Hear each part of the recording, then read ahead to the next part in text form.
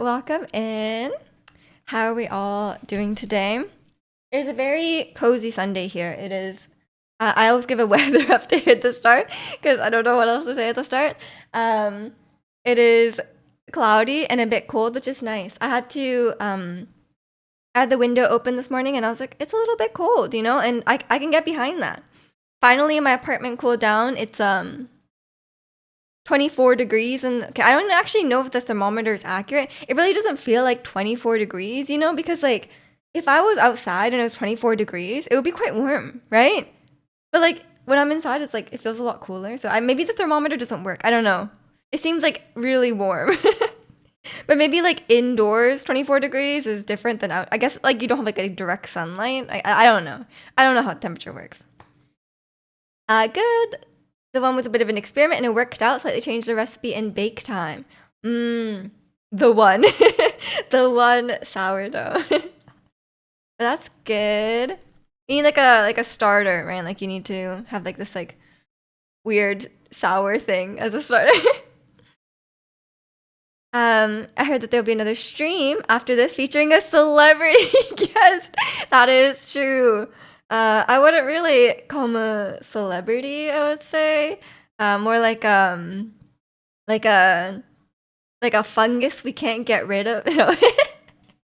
It's 32 C here. I'm so sorry. I shouldn't have made fun of you. I feel your pain. It's like 76 degrees here. That sounds quite cool, right? I'm not a good Fahrenheit guy, but I think that sounds not too bad. But welcome in Noah and welcome in Angel. Do re mi ju fa. Oh, sorry, I should do it in a scale. Do re mi fa mi. No, sorry. Do re mi. I can't do it. I can't do it without laughing. I'm sorry. We actually don't do scales much at singing. The Lord of the Breads and the one sourdough. Exactly. That's the Miju Lydian scale. That's me. Singing lessons really paid off. Do, do, re, mi, ju, fa. We added an extra. How can I do a scale when there's one extra? I'm working hard on my singing lessons. Clearly. Don't worry. No, we don't. When we do warm ups, we do a lot of stretching. Well, okay, now I stretch at home because like, it's kind of like eating into our class time, right? To like physically prepare, So I do that at home now, and then when we're there, when we do warm ups, it's like it kind of just depends what we're working on at the moment. Like it's like either we're working on like. Yeah, we just do all sorts of things. We do all sorts of things. Right now, we're working on like sustained note or dynamics. So like you can either sing like a lot of times we sing into a straw. It's quite common because like it helps like reduce bad habits. So you can't like rely on your bad habits when you're singing into water or into straw, which is very apparent. It's very apparent. And then we just do like one note and we go like. We either sustain it or do a crescendo and decrescendo. That's what we're doing right now. Imagine the warm ups are just like scream. I've never done screaming. I don't think that's how it works. Maybe if you're trying to be a metal singer, then maybe you do screaming. I don't know. I've never tried this. Singing like water in water. Oh, I should sing like water in water. That would work. But I haven't tried that myself.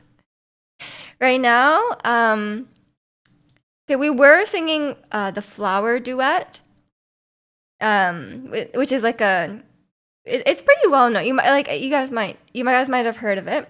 And then the one we're doing after that, I don't remember what it's called. I'm supposed to look it up. I'm supposed to be listening to it to like practice it. It's the song from an opera. But now I can't remember what it is. And she said she was gonna send it to me, and I don't know what it is. Oh no. How will I figure it out? I'm sure it's very popular, and I'll be able to track it down somewhere. But the title is like all like classical music. The title is like not in English, right? So I'm like, I can't remember what it's called. It's something. It's an opera. I think it's French, and it's like Figaro. It's not Figaro. That's from Wicked. Figaro, something. I'm sure I'll find it if I just Google random stuff. Do you ever sing rap songs? No, we haven't sang a rap song yet. Figaro. That's the one. Let me find it. I need to listen to this because I'm supposed to. My singing lesson's tomorrow. Um, what is the song though? Which song is it? I'm sure it'll be very clear which one is mine. You know what? Oh, this one. Vois chez sapete. That one. This is the one, I think. Because I recognize that woman, and I think it's her. Apple, Figaro, Newtons. Yes, exactly. You guys get it. You guys get it. I'm very uncultured in classical music. Actually, I'm cultured when it comes to like, um, like piano music. I know a fair amount, because I played piano, and I did band, but I've never been to the opera or like listened to any operas. I would love to go to the opera. I feel like I should go. Maybe I should go in London. Because I feel like the London Opera must be better than. I mean, I'm sure Vancouver's great because like we have a great orchestra and stuff like that. But I'm sure it's like a different level, if you go to like London. Can you read music? Yes, but more poorly these days. I used to be able to read music like it was English, but these days, I'm not as well versed in it.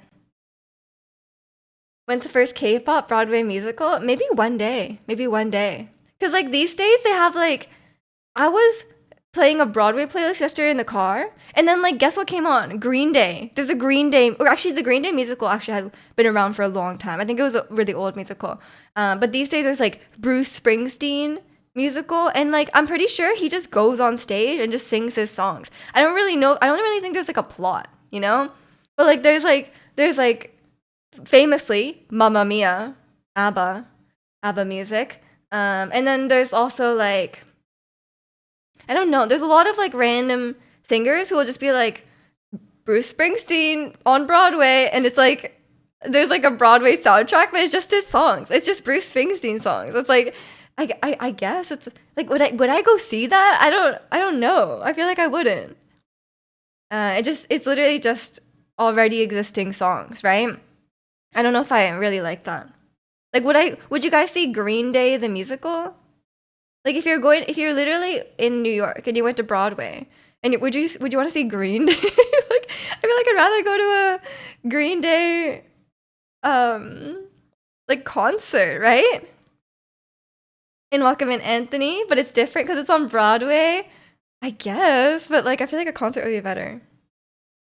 You wouldn't see Green Day Vanilla. You guys wouldn't see Green Day the band? Okay, fair enough. The plot is Bruce Springsteen was born to run in the USA. I do love Born to Run. I might not seem like it, but I do kind of like Bruce Springsteen. His songs are good. And Zirconium would love, there's a saxophone solo. And welcome in Lee. Hope you're doing well today. And welcome in Gideon. You'd rather see Miju Games. Miju Games on Broadway. Actually, it would be like a dream of mine to be on Broadway. Do I have the skills? No. But could I be like a background role? Yeah. Can I act? No. Can I sing like multiple times a day? No, probably not. You're in. Yeah. It's a good one. It's like the do do do do do. I can't remember how it goes, but you know what I mean. I have a friend who absolutely loves Bruce Springsteen. Like her celebrity crush. I thought you meant like she really likes Bruce Springsteen, like his music. But celebrity crush? Isn't he like 80 years old? Is she okay? I mean, he does. I do like his music.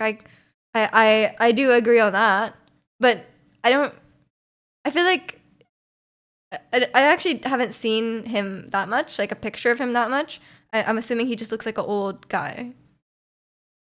Too bad you can't nepo baby your way into Broadway. Too bad. Too bad.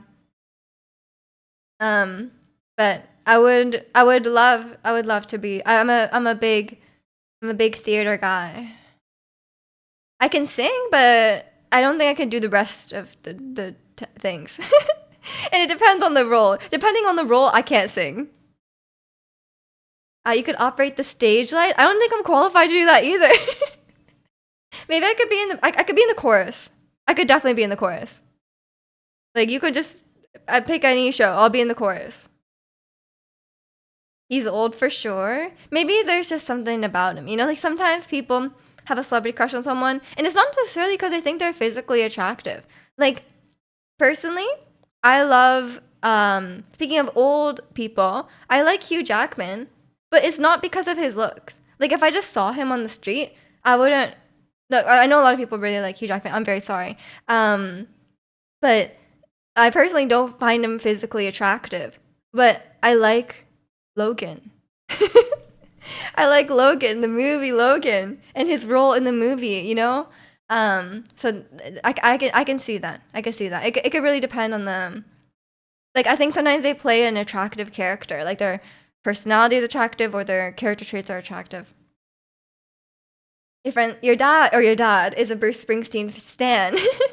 He and his friends go to his concerts every time he goes to Norway. Oh, so you must be familiar with the saxophone solo. Yeah, I'm not I don't know too much about him, but I do like Born to Run. I will I will agree on that. Some gals like old dudes. Is this possible? But it's probably his other traits. Like if there was some other guy who looked exactly like Bruce Springsteen, but like he wasn't Bruce Springsteen, I'm sure she wouldn't date him. Or maybe she would. I don't know. Maybe she would. Without the association, maybe you wouldn't. But I have no idea. Don't know what people think. Like personally, if some guy that looked like Hugh Jackman asked me out, I'd run away. Like I'd be like, why is this old guy asking me out? You know, I'd be like, why is this 70-year-old man? Okay, sorry, Hugh Jackman is not 70. He's probably like 60. How old is Hugh Jackman? He must be like 60, right? I was like, if someone like that asked me out, I'd be very concerned. Especially because usually people guess my age younger than I am, so I'll be like even more concerning. It's not like he thinks I'm 30, right? This Hugh Jackman lookalike. I have a man crush on this one footballer. I don't even think it's that attractive. He just got mad aura. Exactly. Like, some people just have a vibe, or like they're really good at something. Like maybe the football player in this case. Like if someone's really talented at something, it makes them more attractive. Who else is on your would never list? Welcome in law. What do you mean? What is a would never? Hugh Jackman is not on my would never list. Hugh Jackman is married. I'm not planning on dating Hugh Jackman, don't worry. I don't even know the guy. I don't think I have a specifically would never list. I think my would list is very small. So it's like there'd be too many people on the would never list. You're not 30? Angel, come on. I'm 35. But you're sure it's giving rich Ajima? Is it though? I feel like Ajima would not go for this cute cherry button, you know? Like look at my colorful buttons. I don't think rich Ajima would do that. Have you ever gone to see a movie solely based on being attracted to the actor? I was talking to someone long ago, not long ago, sorry. And they see every Robert Pattinson movie. Plot and storyline doesn't matter, they just like how they look. I see. We were just talking about Robert Pattinson the other day, and I don't really find him personally that attractive. I found him a bit cute in Harry Potter. I thought he looked nice in Harry Potter. But then in Twilight, no. But maybe it's the bad wigs. I don't know. But yeah, I would go see a movie just for the actor. I've gone to see movie like I would see a movie just for the actor, because like everyone was telling me about the new Michael B. Jordan movie, and like I don't really know what it's about. But and then they were like, "There's two Michael B. Jordans because he plays twins," and I was like, "That's more the better, I guess." The Hugh Jackman heist. There's a heist? Oh, I'm stealing him from his. I wouldn't do that. I would only steal women from their husbands, but not men from their wives. Like why would I do that? That's not that's not a girl's girl move. No red envelopes from Miju next year. Do they do that in Korea? I thought red envelopes was China. And like we do that in Japan too, but not only for children or like people who are students. We need a would never chart. I mean, there would be so many people on the would never chart. Like there's a lot of bad people out there. There's a lot of bad people. Like if we're talking celebrities, like there's a lot of creepy ones. Like Leonardo DiCaprio would never. I'm too old now. I'm 26. You know, there's a lot. There's so many. There's a lot of creeps. You watched The Bling Ring because of Emma Watson. It wasn't good. I don't know. I wouldn't watch a really bad movie because the actor was attractive, right? I could just look at pictures of them. Like I don't need to watch a bad movie. Like I would watch if it's like okay movie, but I like watching good movies. Now Robert Pattinson is attractive. He's not my type, man. I can no. There's a lot of people that I'm like I can see that they are attractive, but they're not my type. Like a good example. It's a good example. Like Chris Hemsworth. Chris, there's so many Chris's. All the Chris's actually. No, I kind of like Chris Pratt because I'm a Parks and Rec fan. I'm a Parks and Rec fan. I think I like Chris Pratt from that. But then I found out he's like a weird guy in real life or something. I can't remember what it was. I think Michael B. Jordan would get paid double for playing double, but they Jim carried him. Oh no, I don't know what that means in terms. I don't get the reference. Does he play two people? Does he play twins? We were just looking at Jim Carrey movies the other day, cause I told us like Estat was talking about how he looks like Charlie Cox, the Daredevil guy, and then I said I was watching Eternal Sunshine, and Jim Carrey in that looked like Estat. So then we went on a rabbit hole of Jim Carrey movies, which I realized I've seen only two of: Truman Show and now Eternal Sunshine. And welcome in. Hi, Ren. Hope you're doing well today. Tim Henson, top of my would never. More for me, Angel. We don't have to fight over him. We will be fighting over Recruiter though. Like Gongyu, we will be fighting over him. It's just how Jim Carrey played two characters in the last Sonic. Oh, okay. I haven't seen Sonic. I didn't get any reference. I thought maybe it was an old Jim Carrey movie, but it's a new one. Can we make a Venn diagram of Michael B. Jordan and Tim Henson? Everything outside would never. I don't know. What's a Venn diagram of Michael B. Jordan and Tim Henson? I feel like there's no overlap. It's two circles. Like they're both attractive. That's the overlap. You know? I don't know. No, not that's Jim Henson, Anthony. A common mistake. That's Jim Henson. I am not attracted to the Muppets guy, okay? You see that documentary on the guy who the Truman Show was based... Sorry, there's a guy who the Truman Show was based on? What? And Wakamin Young, you like this daily consistency? I stream on Saturday and Sunday. That's the daily 2 in a row. But I don't stream daily. I don't have time for that. Recruiter is a 10. Recruiter is absolutely a 10. And he's a really good actor. So I like people who are really good actors too. Kermit has a lot of fans. I don't think they're fans like that. I mean, I'm sure there's some people out there, yes. But I would say most people probably are not. I'm a look up Tim Henson. Yeah. It's a different guy. Tim Henson is a guitar player in a band. He's half Asian. He's not some old white guy. At least you were streaming. I have a schedule. But yeah, welcome in Young and welcome in Floor. Hope you're doing well today. Yeah, that's my. I mean, everyone knows Tim. My top celebrity crushes: Tim Henson, number one. Number two, the guy from True Beauty, um, Han Sojun from True Beauty, and number three, I don't know. He's an old half white guy. I mean, honestly, he's like 30 something, but Tim looks so young. He has a bit of a baby face, which is why I think he got all the tattoos because people said he looked really young or something. Or no. I think Chikano told me that he got all the neck. I know a lot of people didn't like the neck tattoos. Apparently, he got a neck tattoo because everyone was saying his neck was too long or something. But I was like, if you got a neck tattoo, wouldn't it like draw attention to? I don't know. Tim Henson is attractive. Thank you for agreeing. We were all piling on to Ratsy. I was talking about Tim Henson and we posted like a GIF and he was like, "Oh, he's not attractive at all." And then everyone was like, "Are you kidding?" The boys and girls, we all united and we're all like, "Are you kidding? He's attractive. He's a beautiful man." But yeah. And thanks for the cookie, for I appreciate it. I do love cookies.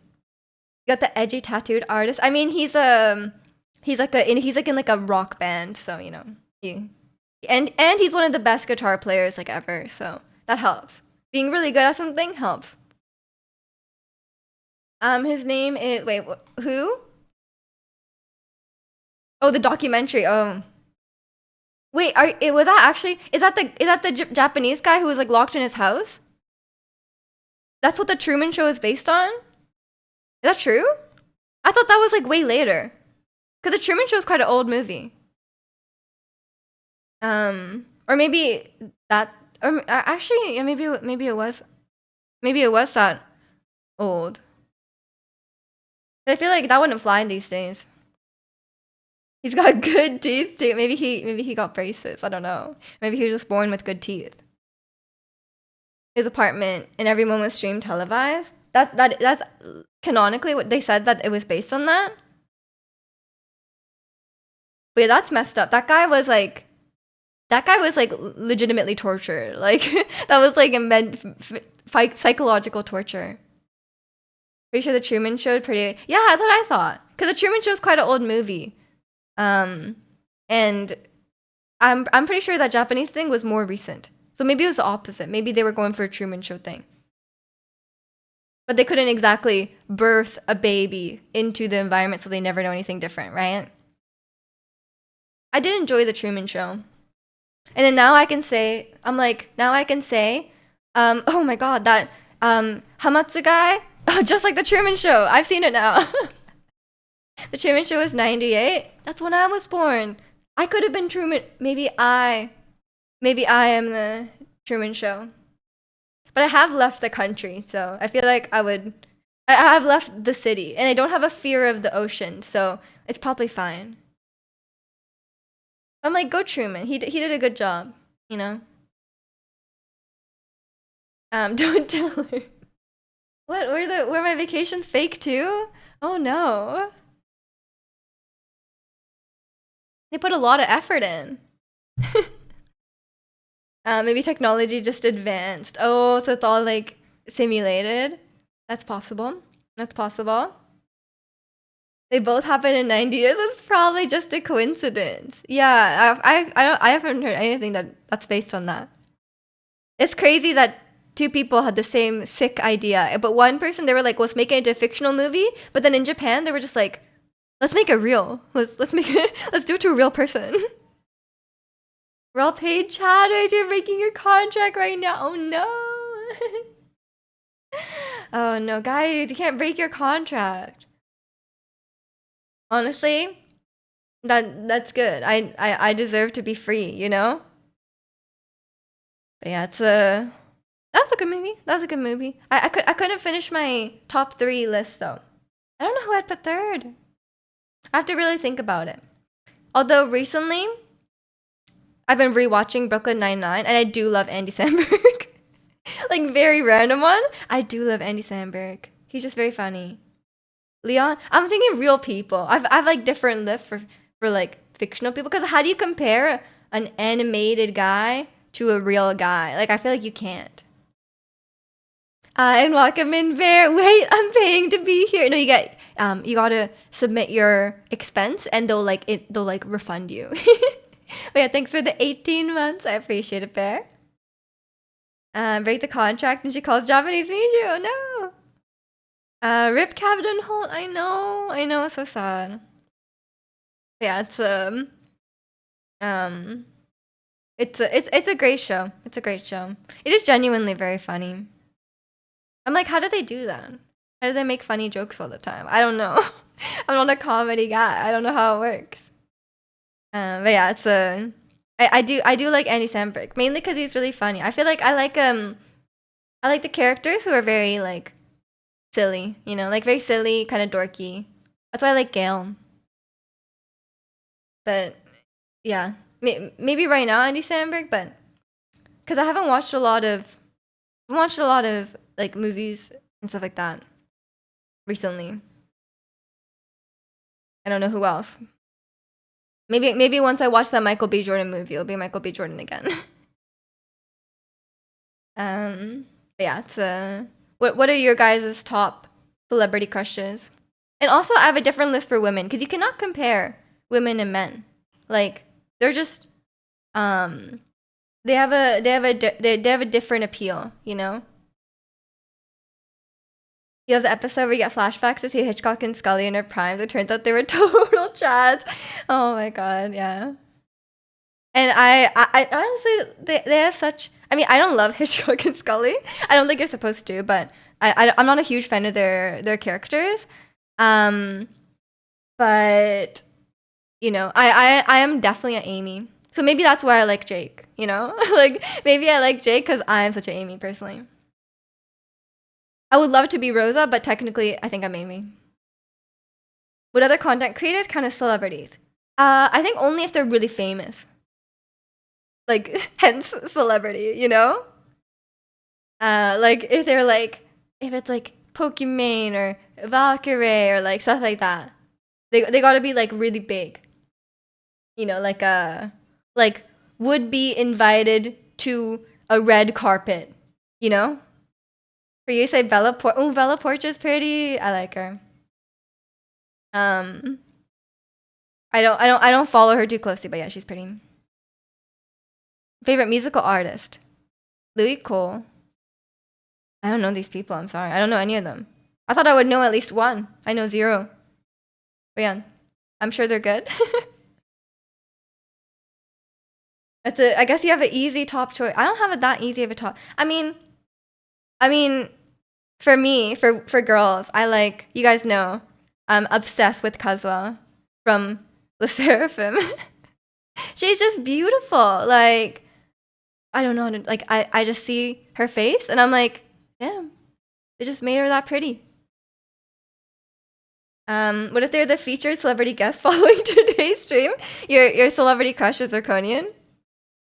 That's a terrible choice. I would really question your judgment. Louis Cole's your favorite clown? Like literally a clown, or like he acts like a clown?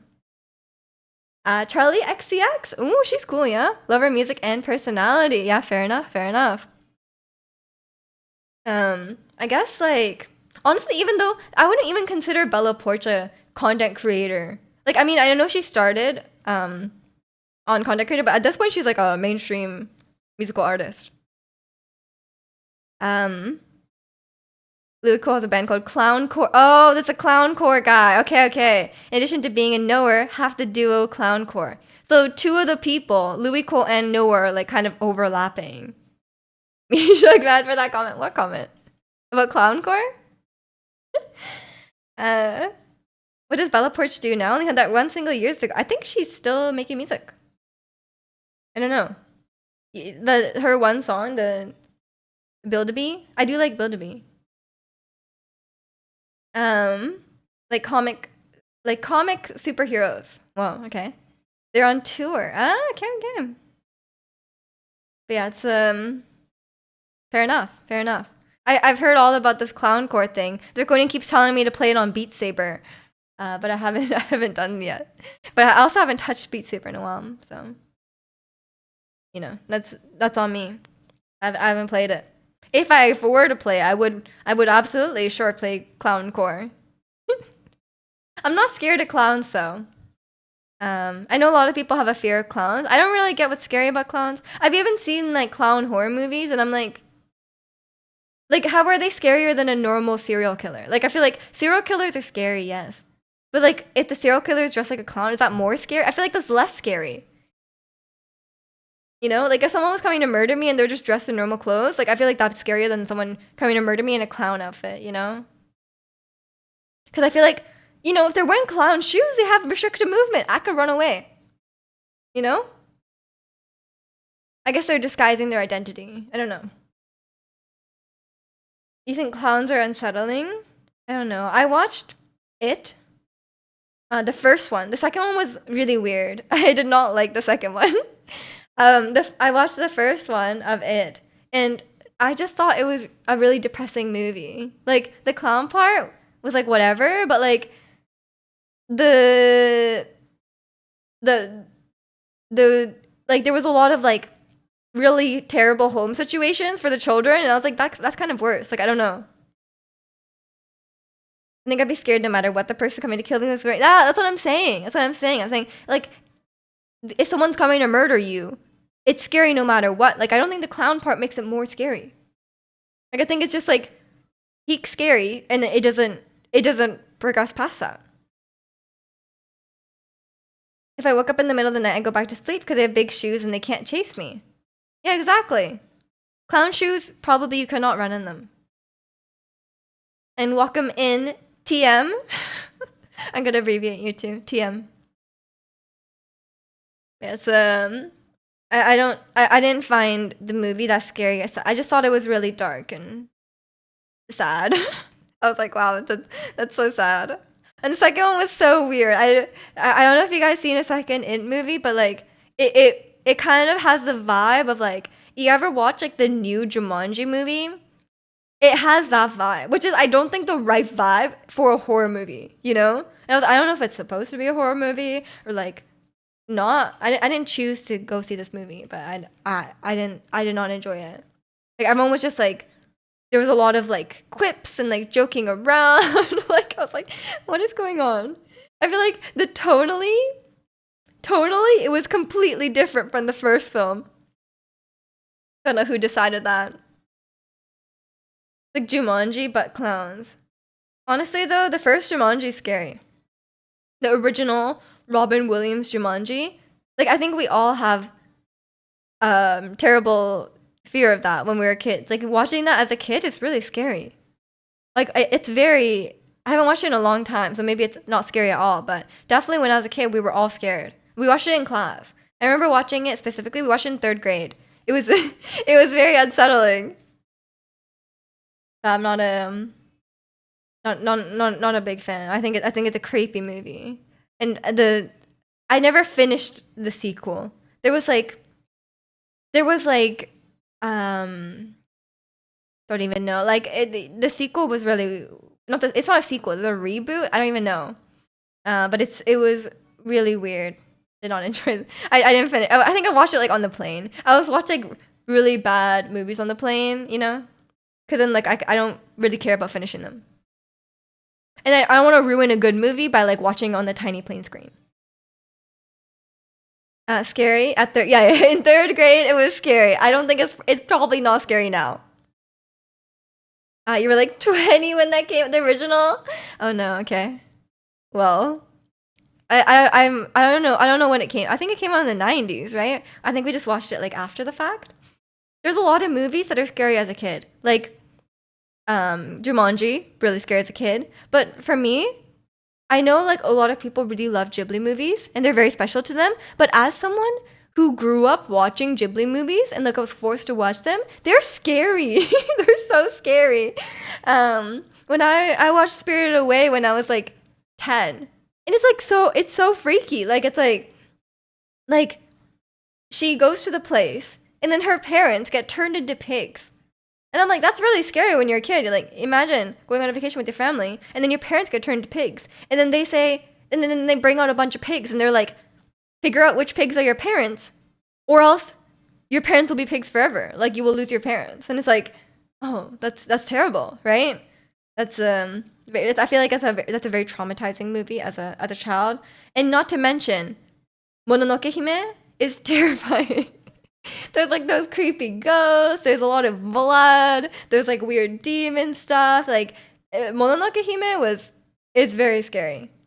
So I'm not a big fan of Ghibli movies as an adult. Like I can step back and appreciate that the movies are very well done and they're very artistic and they're very beautiful movies. I understand that. I completely understand that. But I cannot enjoy Spirited Away the same way, you know? I do like the little guy. I do like this guy. I mean, he's not a little guy. He's very tall. But yeah, it was too it freaked me out. It's a lot of childhood trauma around Spirited Away. For Jumanji, you're just watching Karen Gillian. Is that her name? Compared to what she tackled in Doctor Who, Jumanji was safe. What does that mean? What happened in Doctor Who? I'm not a huge Doctor Who person. I watched the ones I watched some Doctor Who actually. I'm not a big sci-fi guy. But I liked Rose, like the girl, Rose. And then when Rose left, I stopped watching, which is like partway through whatever David Tennant was doing. But I was like, come on, you gotta keep Rose. Why? Why? I can't remember what happened to her. Maybe she left of her on her own volition. Karen Gillian was amazing in Doctor Who. Okay, it was good. It was good. I thought you meant like she did something really weird in Doctor Who. Yeah, I haven't watched too much of it though. I was more of a Sherlock fan as a teenager. Of BBC shows, I was a big Sherlock fan. It was tough being a Sherlock fan. Yeah, it's not it's not sci-fi is not my favorite thing. Like I feel like sci-fi and fantasy are not my favorite because not a lot, like some of them, a lot of them do not do like character development that well. Like I like the ones that do character development very well or have like really like very character focused, right? If that makes sense, because like a lot of fantasy and sci-fi is more world building focused or like plot focused or whatever, rather than character focused. Like I really like my favorite types of movies are like coming of age movies, you know, like where there's like not really much plot. They're just like living like a normal life and nothing really happens. Or maybe some things happen, but it's like kind of small. And there's not any world building because they're usually set in like the normal world. You like Doctor Who, but you don't care for all the dimension traveling. I feel like that's the main part of it. I don't know. That feels like the main part. Doctor Who is always weird. Yeah, I mean, from what I've seen of it, yeah, there's a lot of bizarre stuff going on. There's that lady who's like just skin. You know that lady? That's all I remember. And she was like, "Oh, I'm so dry or whatever. You need to like spray water." When you describe it like that, it does sound very strange. It sounds very wacky and weird. But yeah, I don't like fantasy and sci-fi for that. But whenever there's a like, I'm not opposed to it. I'm not opposed to it as like a concept, as long as like if there was a really good character-driven story that would happen to be in a fantasy setting, I don't mind at all. Like I actually will completely enjoy it. Like it does not matter. I'm not like against it as a concept. It's just that most things in the genre tend to focus on other things, which is valid. A lot of people like that. Doctor Who is usually character focus. Yeah, I would say so. I would say so. I mean, there's a lot of like episode to episode plot, but at least from what I watched, there was a lot of character. Like I said, I really liked Rose. I thought she was, and I thought like she was. I mean, it's been a while since I watched it, but you know, she has a lot of personality and she's very likable. So I'm a fan of that. But I just never watched too far into it. I haven't been watching that many new shows recently. I mean, I watched Squid Game, but I kind of like hate watched it. I didn't like it. At a certain point, I was just like, I was basically hate watching it, just to see what happens. And then I don't know. Yeah, like I said, I've been rewatching Brooklyn Nine-Nine mainly in the background, and I do like that. But some episodes I'm like I don't want to watch this, you know? You hate you hate watch more shows than you enjoy, like? Come on, man. You gotta watch shows that you enjoy. I think I need to start a new show that I like. I don't have anything on my list right now though. I haven't figured it out yet. You only saw season one of Squid Game. I mean, season one was the best one. I would recommend stopping there. Like honestly, season one was really good. I would just leave it on a high, you know? They're hard to find. Well, maybe you're just picking the wrong ones. There's a lot of really good shows out there. It depends what you're into. Like, I don't know. I guess I haven't watched like a really, really good show recently. Like I've watched like movies and stuff, and I don't know. If you ever want to return to Doctor Who, Amy Pond River Song season was amazing.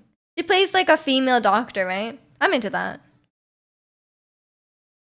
I started to hate playing the Corey. You don't hate it because the gameplay or story. You just find most of the characters insufferable.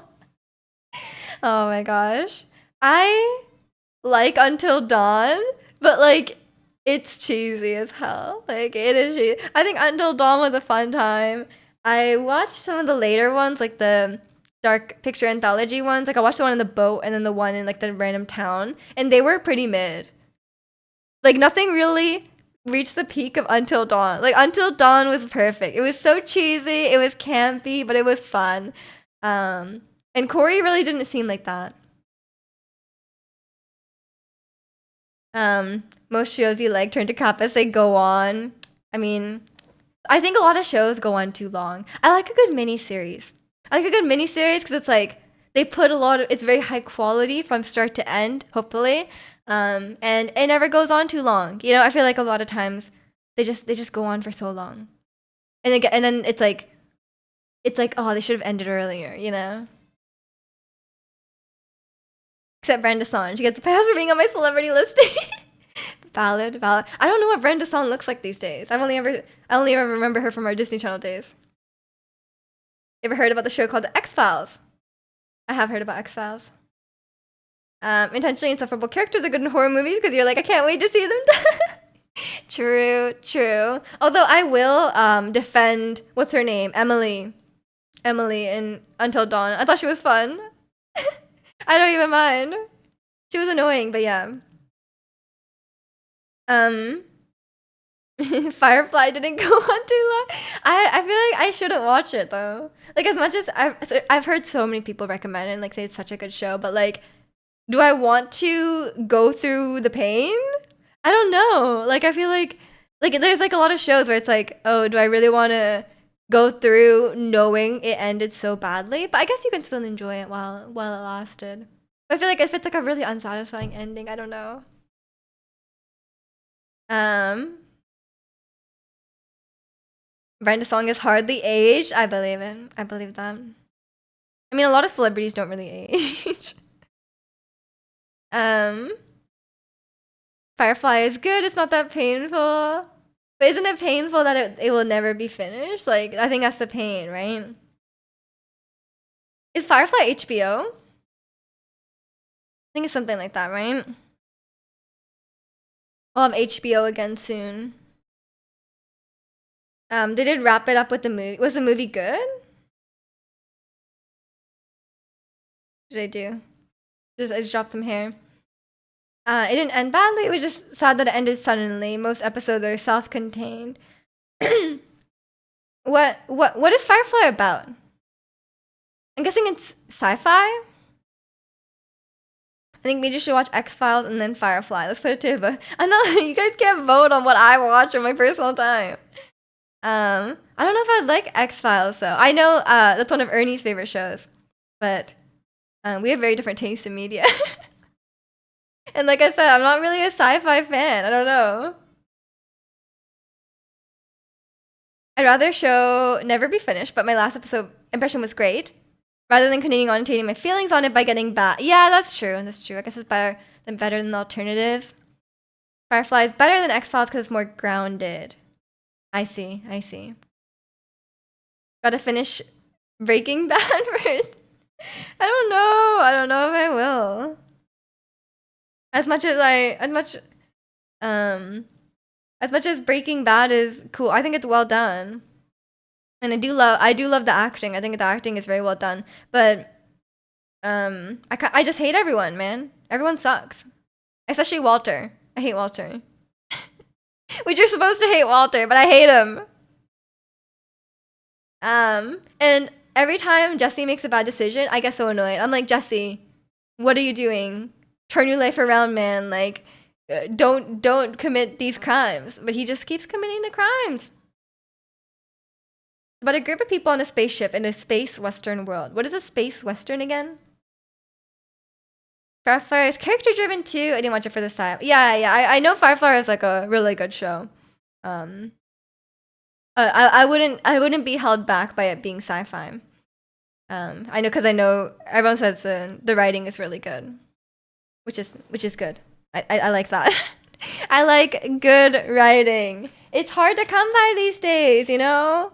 Like the last couple shows I watched, the writing was so weird. Like these days, the way they do writing, like the character will be like, the characters are just like, oh hey, remember this, and then they like talk about expedition for like 10 minutes. I'm like, why are you doing this? It's in space, but pretty much all the worlds they visit are rural western frontier type places. I see. Okay. Every time Jesse does something dumb, you drink. I'd be dead. I'd be actually dead. Jesse's always doing something dumb. I think that boy needs to sort his life out. I feel like they're gonna kill him eventually. Cause like he's well intentioned. Like I think he's like the only, or maybe not the only good character, but like, you know, I feel like either he has a good ending, you know, like it's like he finally breaks free, you know, and he turns his life around, and that would be a nice ending for him. But also, he could just die, and like if he dies, that's like Walter's puppy dying, you know, like it's like you know the trope. It's like, oh, he was the one being good-hearted, so then like once Jesse dies, Walter's too, like he was already kind of too far gone, but like he's like really too far gone. And Wakamin Katsu, Gudetama says hi too. He's just staring off into the into the world, you know, as he does. And he's like, oh, thank God I'm inside, you know. Firefly was the themes and style of a traditional Western noble outlaw, with the good fortune of landing a spaceship. My brain didn't comprehend that sentence. Gudetama's have Angel. What do we say about this joke? when will you learn? Fine, you can say it. You can say it. But I'm not going to read it out loud. You can say it for the other people in the chat and they can experience it, but I will not read it out loud. You have to like it. Do you have to like the characters to enjoy a show? I feel like I like having someone to root for. Like I can appreciate flawed characters, but I feel like I do need someone to root for. Like, you know, if everyone's like red flag central, you know, then like it's not my favorite, you know. But I think it depends. I don't know. I think for me, I like to be emotionally invested in a show, so that usually requires having someone to root for. Which I guess rules out some really good shows, but I just can't get invested. Like I'm watching Breaking Bad and I can appreciate it on an objective scale, you know? Like I can appreciate it like I can appreciate like okay, the writing is very well done. The cinematography is really well done. The acting is really well done. I can appreciate all those things, but can I be emotionally invested to the point where I'm like, I need to continue watching. Like I need to watch the next episode. That's where I kind of stops, you know. Um, Imagine outlaws from a Western movie. I feel like I've never watched a Western movie. I don't. I try to think. I try to think about a Western movie I've watched, and I don't think I have. Jesse is a lovable red flag, though. He is. He is. Yeah. Jesse's. But like Jesse annoys me though, because it's like he keeps making really bad decisions, right? And that annoys me. I hate when characters do that. Like I was watching Pursuit of Happiness, and I was getting so annoyed. I was like, Will Smith, you gotta get yourself together. Like, what are you doing? Why would you do that? Like, I was getting too annoyed. I just stopped watching. I was like, Will Smith, you can't do this. Walter White went to anti in the anti-hero type for you. Okay. I went into the show and like a lot of people say Walter White's an anti-hero, right? He's not an anti-hero. He's a straight up villain. He sucks. Like I know a lot of people like maybe don't remember the start of the show very well, but as someone who watched it very recently, he is really like he's not an anti-hero. Like he is really messed up from the start. Like there's red flags at the start, and then in season 2, already irredeemable in my opinion. But also like kind of objectively opinion, because I think most people would agree if you remember what happened. Didn't Will Smith buy into a pyramid scheme with those bone density scanners? Well, I didn't watch that far into it. I guess it could be a pyramid scheme, yeah, because he did buy them. He did buy the equipment, and then he needs to sell it to a bunch of other people. That is kind of a pyramid scheme. Now that you think about it, that's another one of Will Smith's bad decisions. What is he doing? Will Smith is very well off IRL. Yeah, I'm aware of that. I'm aware of that. He's playing a character. Didn't Will Smith apologize to his wife for her cheating on? Wait, sorry. Are we still talking about like the character, like, are we talking about real Will Smith? Are you talking about Jada Smith? Or are you talking about the movie? The man, really? He apologized to his wife because she cheated on him? Why? Did he hold a gun to her head and force her to cheat? That doesn't make sense. That's a crime. The world of Breaking Bad is immoral because Walter White should have been a respected candidate. That's true. That's true. But he had a big ego. He had a really big ego from the start. I mean I didn't watch the rest of the show, so I don't know like actually the backstory of what happened between him and Genevieve. Is that her name? Jennifer? That woman. And the rich guy with yeah, those people. Elliot and Genevieve, I think is the name. Yeah, anyway. And I haven't watched very far, but I think it's his ego. He has a huge, that guy has a huge ego. You can see it from the very start of the show because they offer to pay for his treatment and he's too prideful. Because he's like, oh, I care about my family. I don't want them to be in debt. And it's like, if you cared about your family, you would have taken that money. No matter how much you disagree with these people or whatever they did to you, you would still take the money because they're offering it to you. No strings attached, right? If you actually cared about your family, you would put that aside and take the money. And obviously, like, yeah, he doesn't have to make meth. He does. He wants to. Will Smith apologized to his wife for pretending to be poor. Oh. Right, why would he pretend to be poor? Wouldn't she know that he was in Fresh Prince of Bel-Air? Remember hearing about the lady who owns a house that was used for Walter White Place. Had to put up a fence because tourists get throwing pizzas on her. Is that? I'm assuming that's like a reference to the show. Because I like I said, I stopped watching partway through season 2. So I don't know what happens. I don't understand the pizza reference, but I'm assuming it's related to that. Yeah, I guess having the Walter White house would be. Honestly, I wouldn't like that. I would probably sell it. And couldn't you sell it for like a lot of money? Because you're like, it's the Walter White house, you know? So I feel like you would be able to sell it for a lot of money, and I would, because I wouldn't want to have people like hovering outside my house all the time, you know? Like that'd be so annoying. What movies or series are gonna recommend? You love rom-coms and K-dramas too?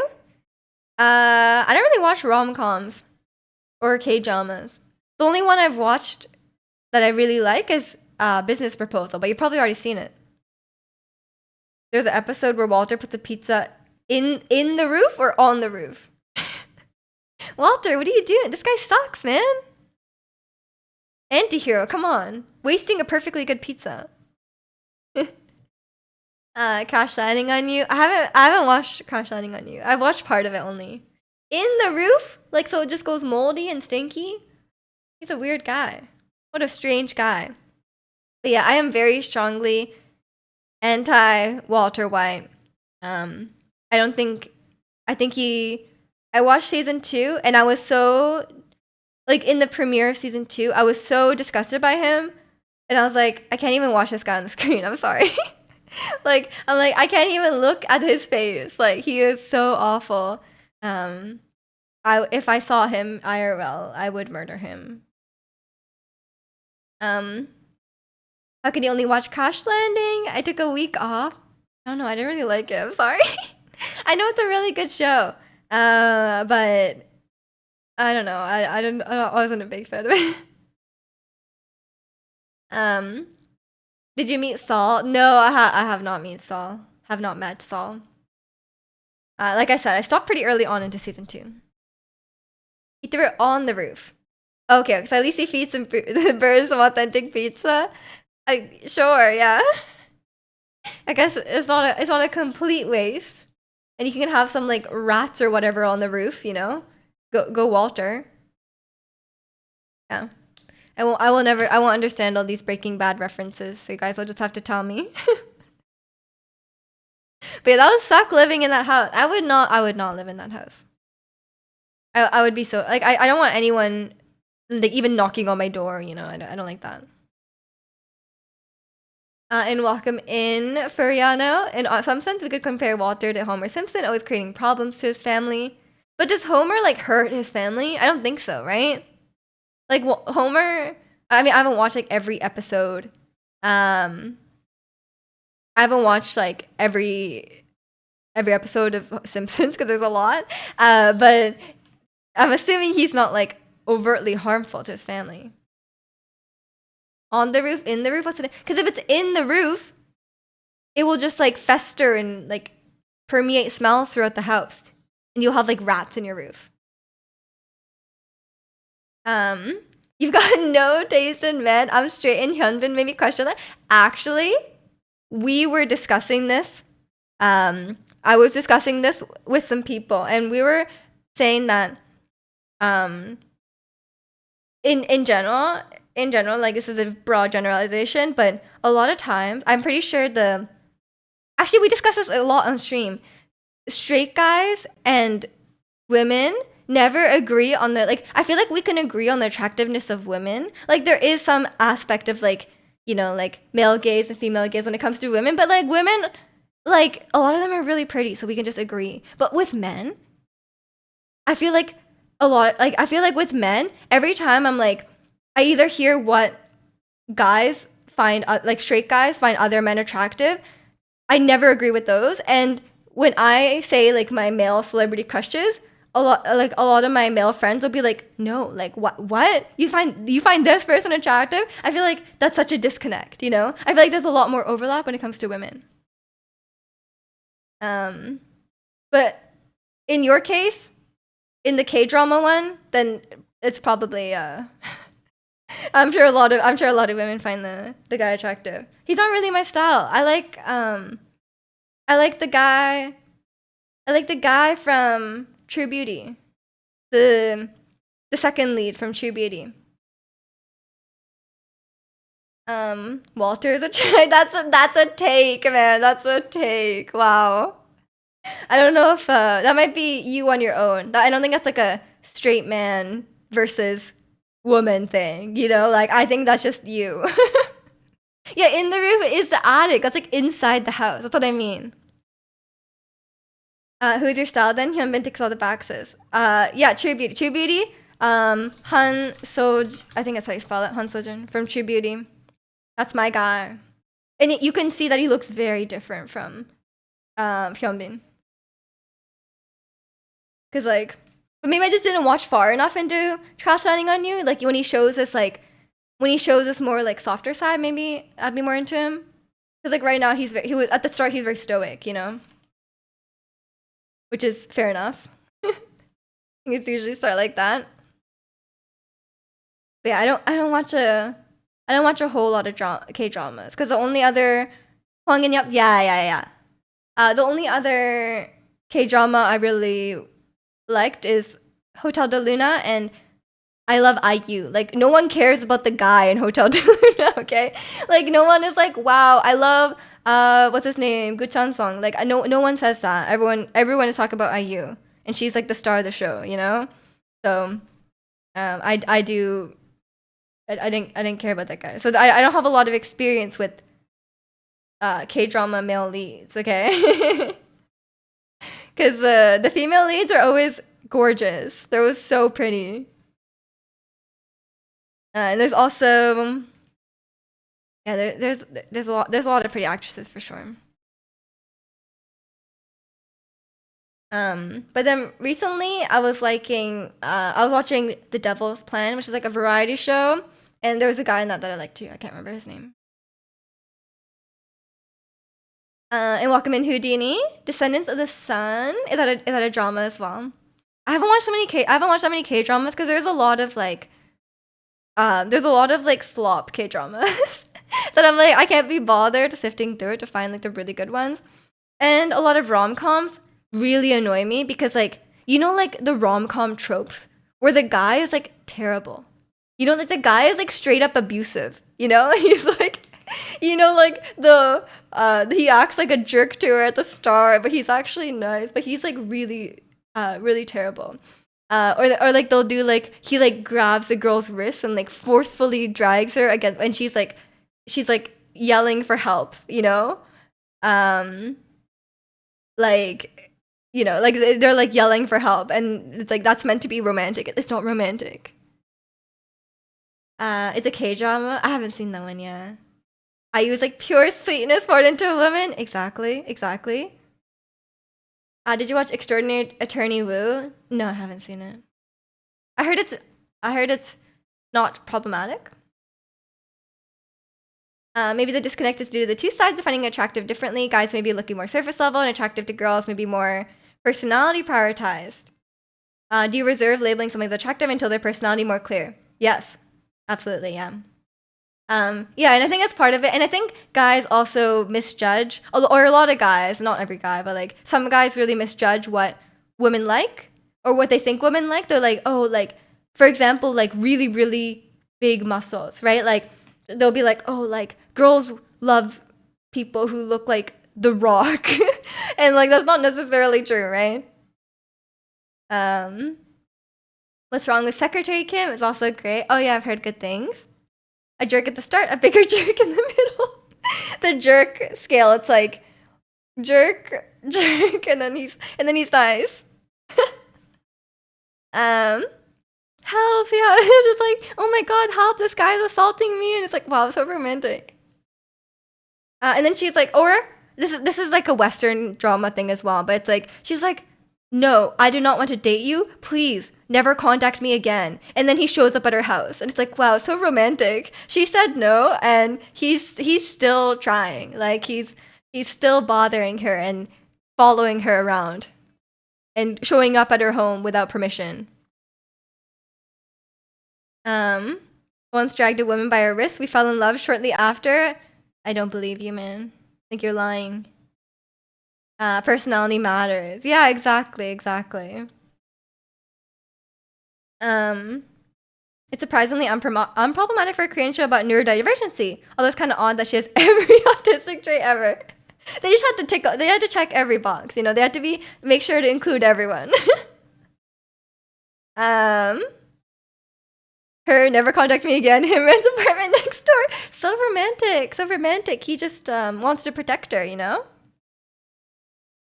But yeah, so we love romantic movie tropes. So makes so much sense, IRL. How did they even become like that? Like who started that? And who's continuing that? And who's enjoying that? I don't know. There's some weird rom-coms out there. Doesn't know from a girl just mean try harder. Yeah, that's true. Girls are always lying, you know?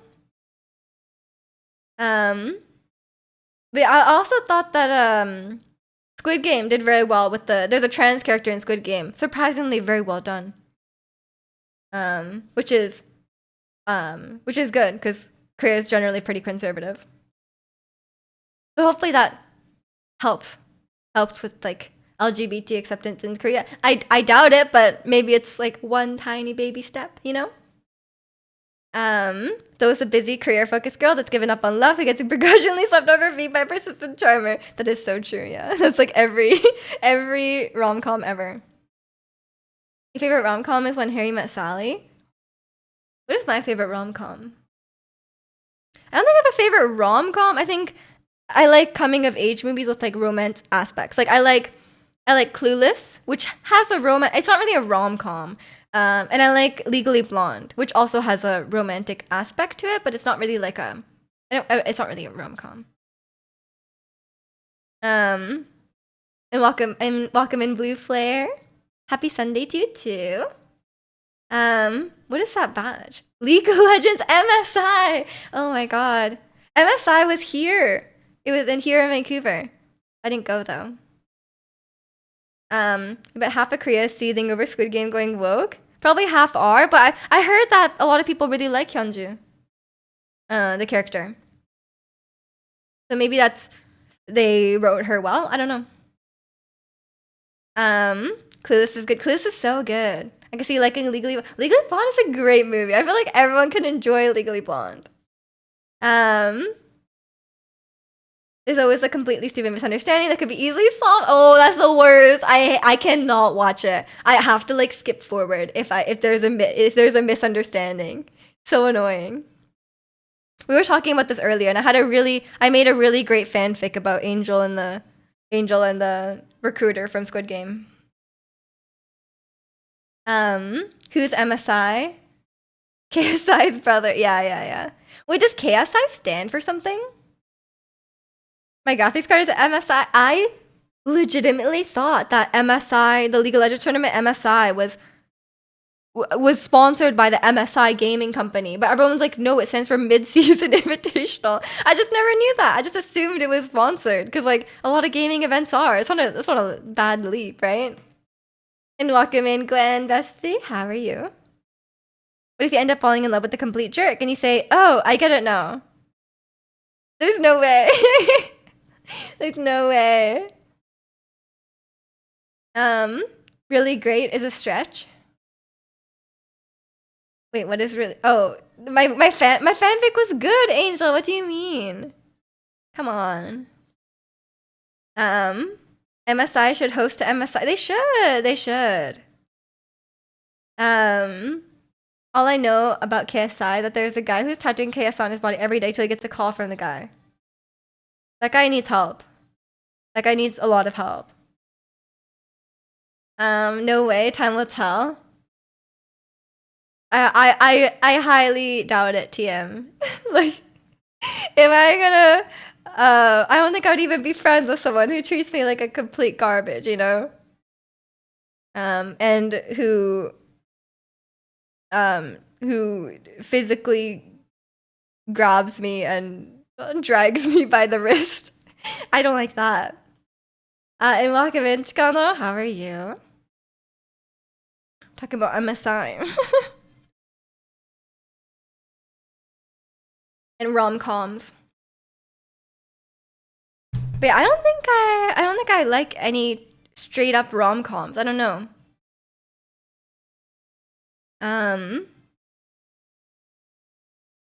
You're doing good. I'm glad to hear that. It's a nice chill Sunday for sure. He's got knowledge, strength, and integrity himself, so I'm assuming that. KSI stands for knowledge, strength, and integrity? Okay. That's what love does. It warps the mind. Even us highly logical people can be messed up. That's called Stockholm Syndrome. Do K-dramas ever do like a 10 years later update? Yes. Yes. Oh my gosh. And they don't look any older ever.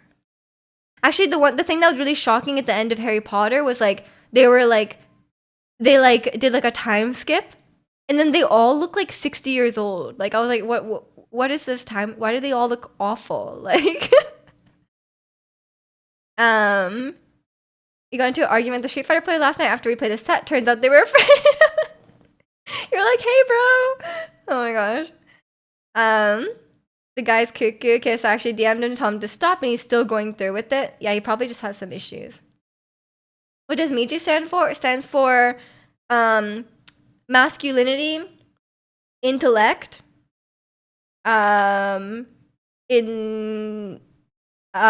inferiority. What's the J stand for? Judgment.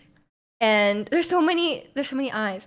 And then the U stands for or justice. Sure, justice sounds better than judgment. And the U stands for undefeated. So good. Union. Yeah, I love unions. We're a union here. Actually, I do love unions. I don't know why I said that ironically. But I'm not in a union.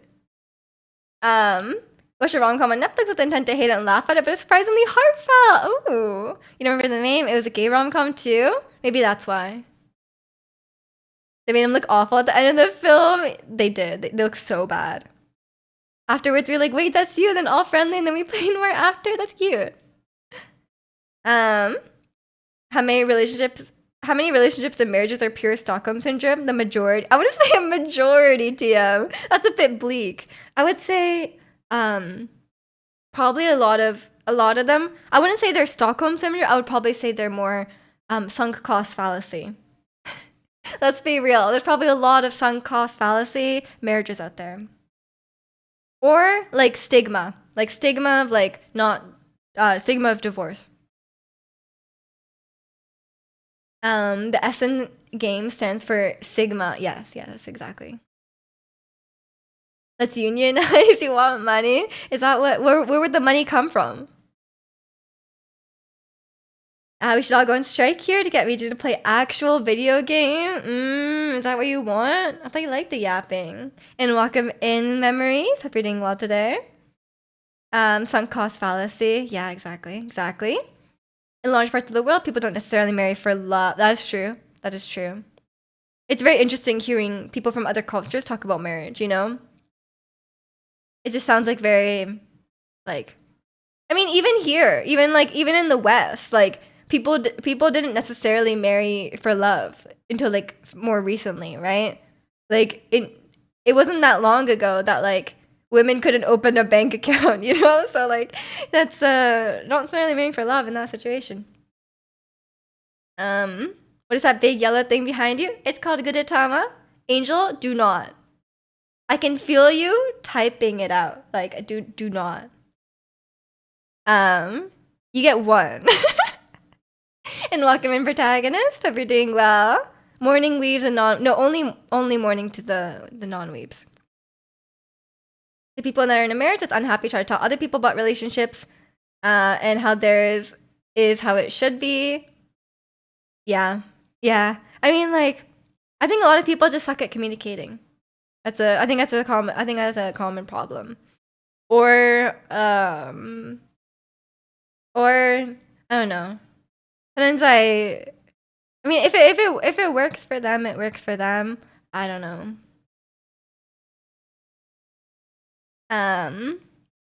He's saying morning to me is according to Claudia Guadalupe.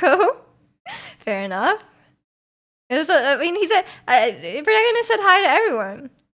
There's weeps and non-weeps. There's no in between. His name is Leon. No, I absolutely should be in love with Leon. What are you talking about? What's wrong with that? He's single, you know? Like, I don't think he has anything going on, you know? There's no like sword over. Yeah, you can't go halfway with this. You know, you're either level 1 or you're level 0. There's no level 0.5. You poor thing. What? Leon is married to getting lost. True. Wait, but like I'm also bad with directions. You know? I'm also bad with directions. So what how would this work out? Do we need a third in our marriage that's Google Maps? Like I guess so. Um for you, your radar has been okay, except for your actual girlfriend. I mean, okay. If they're exes, then I feel like everyone it doesn't work out until it does, right? Like if you have exes, they're exes for a reason. Um how do you define works for them though? I'd argue being in a relationship with someone you don't want to be around is not working. I mean, yeah, I think that's not good. But yeah, some people, I'm just saying like some people communicate differently. Some people fight and but they still are able to be together, like some people fight frequently, but maybe that's their way of communicating and they always make up and they work through their issues. I don't know. I'm sure there's many different ways a relationship can work. As long as everyone's on the same page, And like some people maybe are just marrying for the convenience and they're not super in love and that's maybe that's what they both want. Don't know. He's only focuses on battles. He's married to Rai. Okay, if he's not married to me, he could be married to Raihan. That's true. You'll hold the Resident Evil 9 theory. About Leon. No. What does that mean? Like he's gonna be in it? You look like a teacher. Thank you. Is that good? Doesn't seem bad. Is it these? I feel like this would be a vibe in a preschool class. Although I feel like if you're a preschool teacher, you wouldn't wear white. Surely it would get dirty. If anyone tells me about their past relationships and don't admit any fault and any failure in its failure, you're a little skeptical. I mean, obviously, yeah, that's not a good thing. It's like those guys who say like, "Oh, my ex was crazy," Like, if one ex is crazy, maybe, but like if they're like all my exes are crazy, then I think the common denominator is is you. You don't want to ruin Gwen's day. You don't believe in the theory. You have 20 exes. I just don't know why everyone's so problematic. Exactly. Or even like friendships, right? Where they're like, oh, I can't do friend groups because like drama just follows me around. Like I hate drama, but like drama just follows me. Like everyone else around me is so dramatic. And you're like, right. If they have multiple exes and it's all the fault of other people. Yeah, I mean, obviously that's a huge red flag. Is Miju what? Yeah, it's definitely a red flag. It's not bad, but you do look like a teacher. Okay, I'll take it. I don't mind.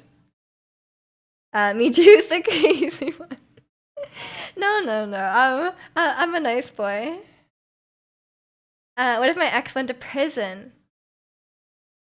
Then they may have been the problem. Yeah, you're right. The wild child Miju. That's me. I'm so wild. You guys know about me and my wild lifestyle. Speaking of wild. I was trying to make a segue and there's never a segue. I'm just going to the bathroom. I'll be right back. Enjoy the Mallow Mart party in the meantime. Have a wild Mallow Mart party. How about that? That is pretty wild. Okay, BRB.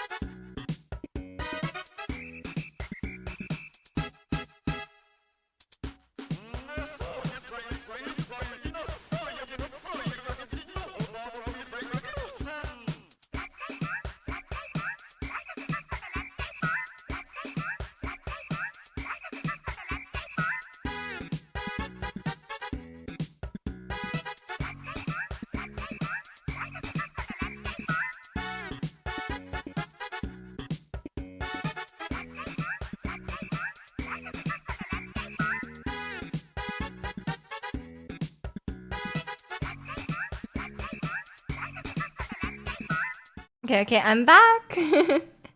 Sorry, my scroll wheel just completely broke. Like only using light mode. That is not wild. That is completely acceptable. Depends on if they went to prison because you frame them. Like, what if you just don't want to break up with someone, so you just frame their arrest instead? You know, you're like, breaking up with someone's too hard. I'll just get them arrested instead. You know.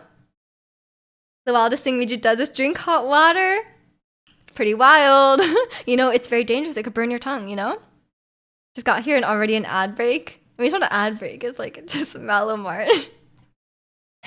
I can see that on one hand, it helps improve your vocals. It helps keep your voice. Like drinking really cold water is not good for your throat. Drinking lukewarm or warmer water is better. But it's not like a huge thing, I think. Because when it's really hot out, I still drink cold water. There's no way you had time to wash your hair. What do you mean? I had plenty of time. I'm just very close to the bathroom. What character is that cosplay with the big ears and the blue top? It's Zelda. It's Zelda from Breath of the Wild. Or I guess, no, Breath of the Wild. Is it good if you drink water directly from the faucet? It's fine. It's fine. Just to clear things up, we broke up a few years before she got into illegal baller. Okay. What did she get arrested for? I'm kind of curious. You don't have to share, but like, I'm kind of curious. But yeah, I don't, as far as I know, I don't think any exes of mine have been in legal trouble. It'd be like a parking ticket or like speeding. I mean, I wouldn't know. I feel like I wouldn't hear about it if they did. I think you dodged a bullet. I mean, yeah, they'll be calling you and be like, hey, can you pay my bill? Like, you don't want that. Drug kingpin. Maybe, yeah, Walter White. Your ex is Walter White. Anyone in chat, don't ask that. Oh my god. Do you really want to know? I'm on the run. No way, Angel, you're on the run?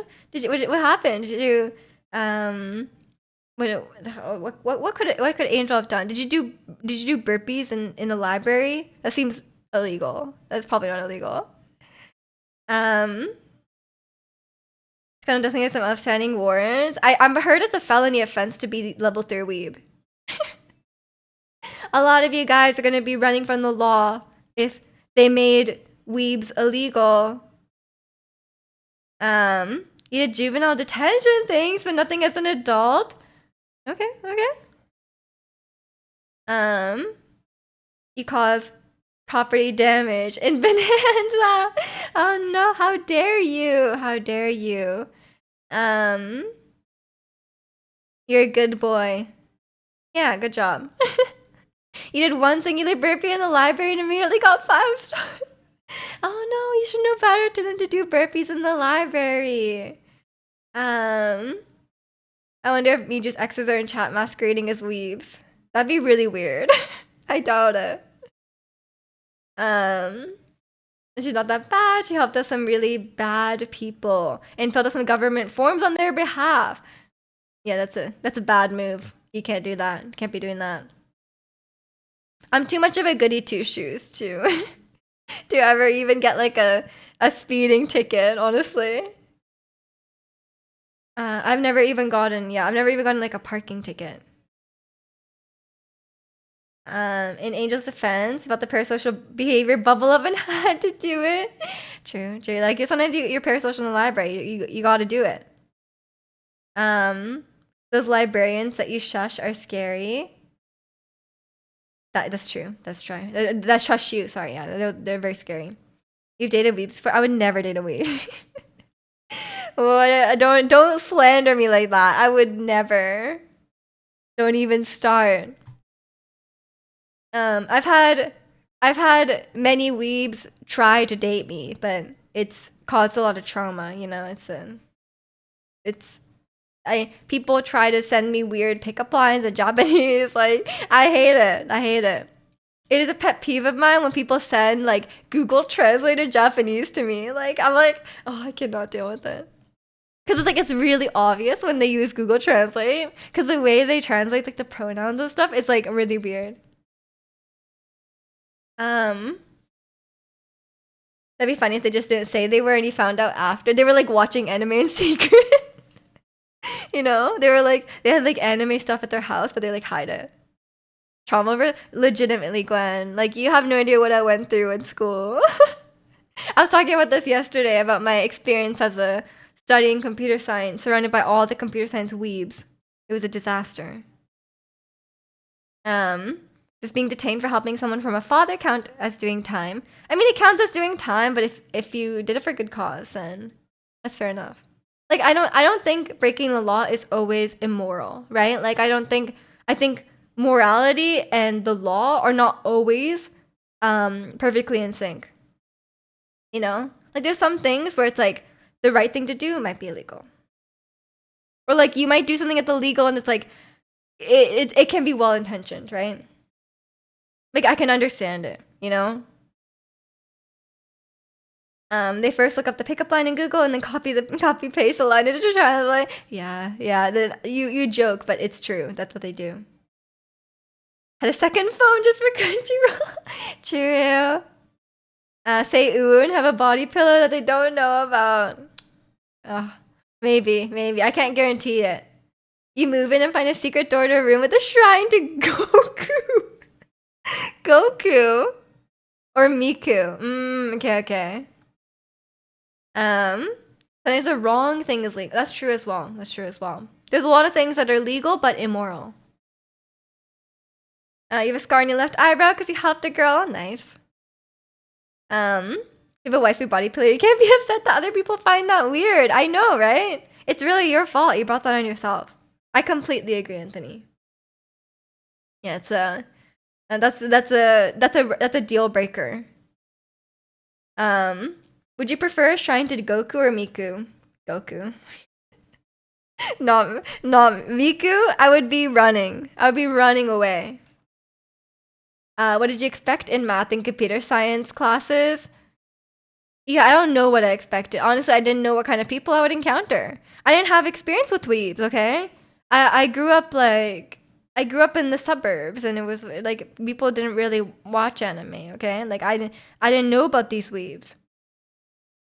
And then I was suddenly thrown into the deep end, right? Like I was just like all of a sudden there's like weird weeby people around me and they're sending me messages in Google Translate to Japanese. And I hate it. What is a weeb? Oh, I have a chart for you. Weeb. There's different severities.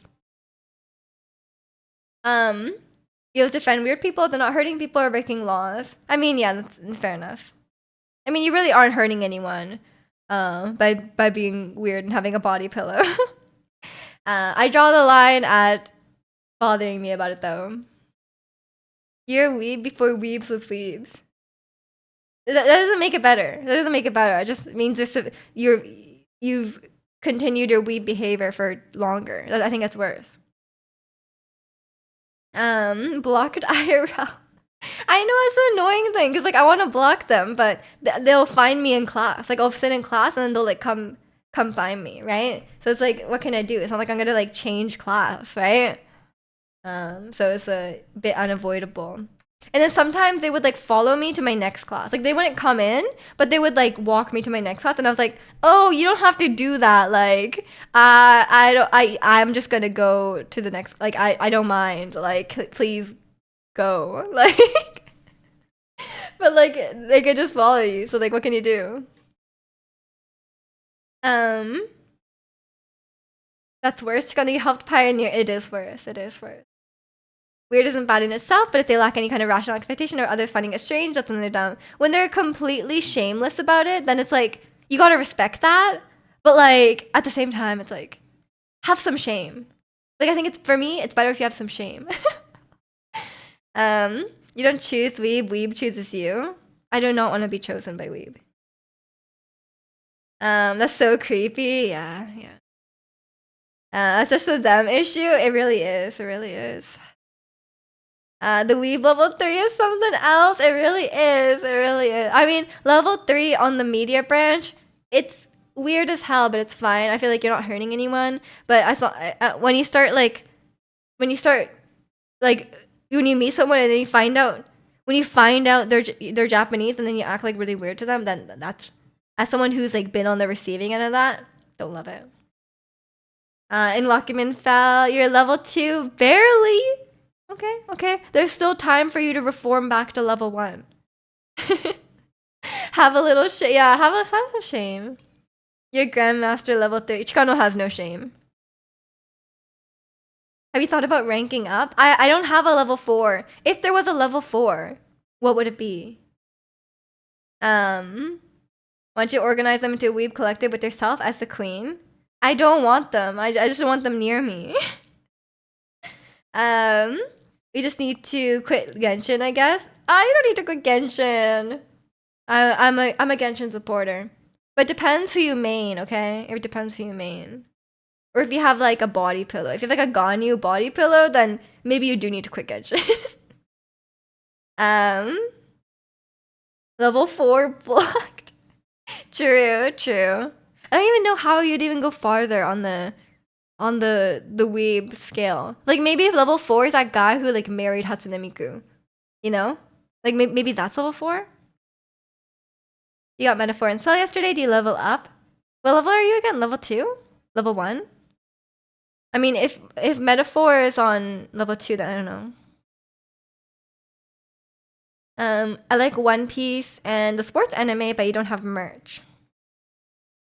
I don't remember where that falls. I don't know where the sport. People had a lot of dissenting opinions about sports anime. Like some people are like, "Oh, sports anime is definitely level 3," and I'm like, "I don't think it's level 3. I don't know. I never watched a sports anime. I don't know what they're like." The guy who married Miku can't be a level 3 though, because he's Japanese. Oh, that's true. That's true. He's just unhinged. There are levels to this. Yeah, there's a chart, Jimmy. I just linked it. There's a weeb chart. We made it a couple weeks ago. Weeb to me is more like the personality and attitude more than watching and enjoying anime. Yeah, I mean that's a big part of it as well. Like you can watch and enjoy anime and not be weeby about it, I think. But usually they are. Usually they are. Especially if you watch like a lot of anime, you know, like I think you can that's why there's some anime that are like level 0, but I don't know. I think it can depend, but it depends also like I think the thing is the higher level you go on the weeb chart, the more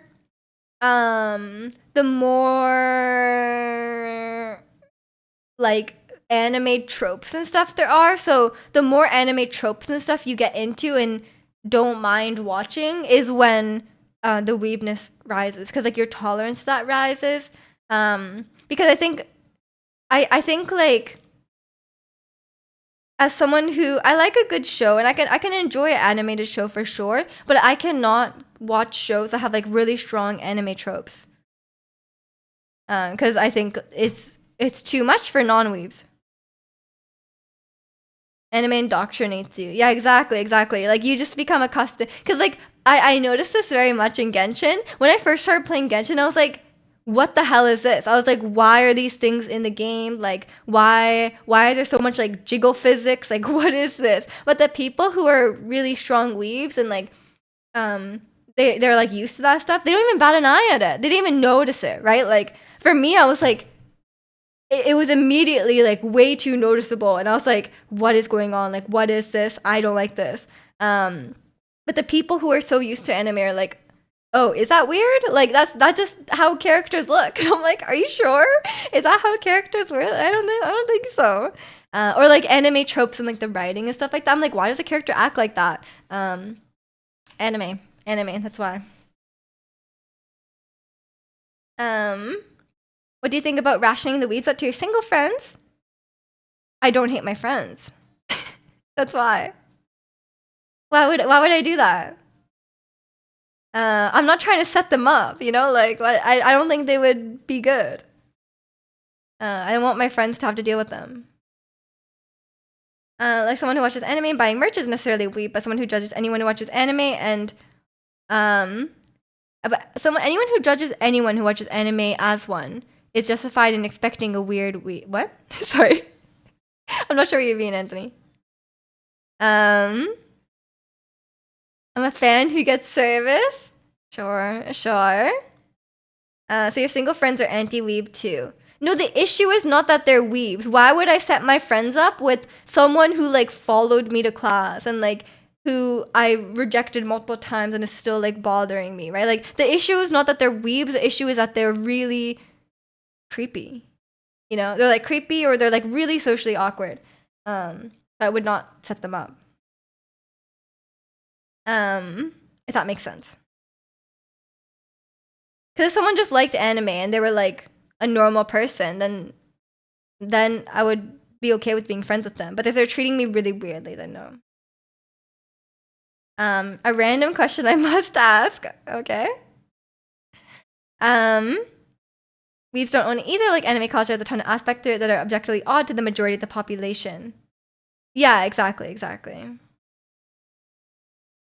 I've seen those waifu stickers that have a front and back. Oh, and you put them on the inside of your car. You need that. What's on the back? Do I want to know?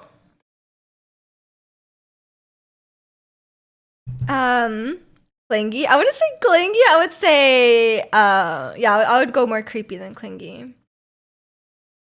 Weeb / creepy incel nerd go hand in hand often. Oh, absolutely.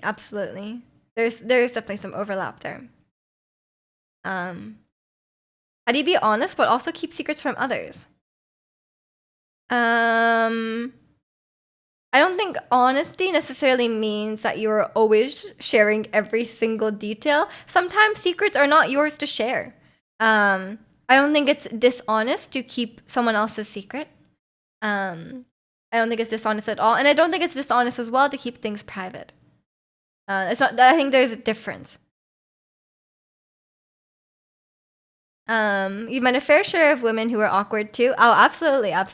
I mean, I've only experienced the men because like it's people who are like hitting on me, right? But I'm sure there's plenty of awkward women as well.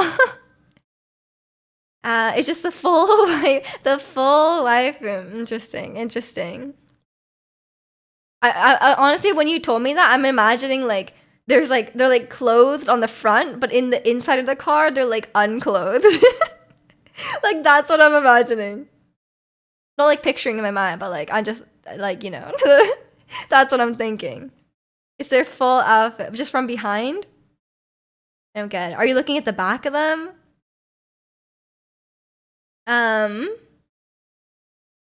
Yeah, sometimes it gets tough, but you're here. Yeah, I don't think you should be so hard on yourself. Like, you know, if you feel like I think keeping other people's secrets is a good thing, right? Guy awkward and women awkward are different things, though.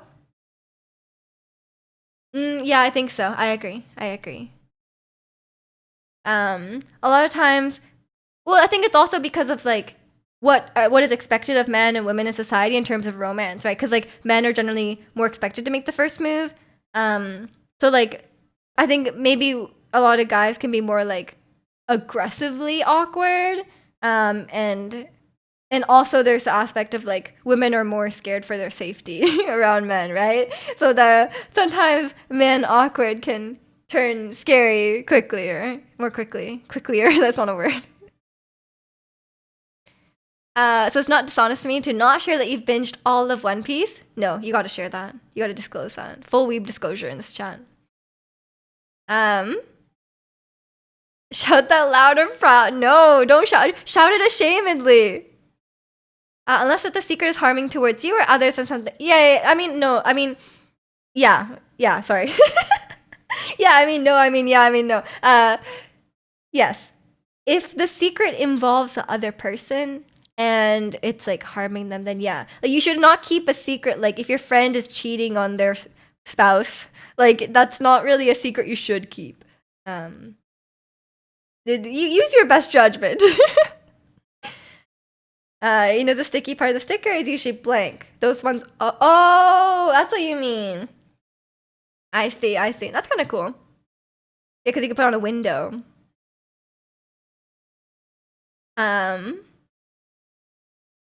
Miju seems like she would be a successful teacher in weebonomics and how to identify weeb and how to avoid them. That's why I wrote the chart. I'm documenting it.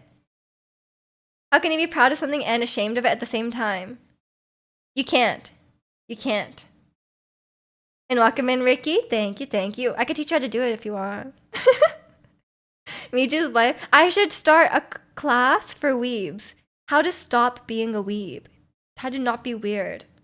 Maybe like a romance course for weebs.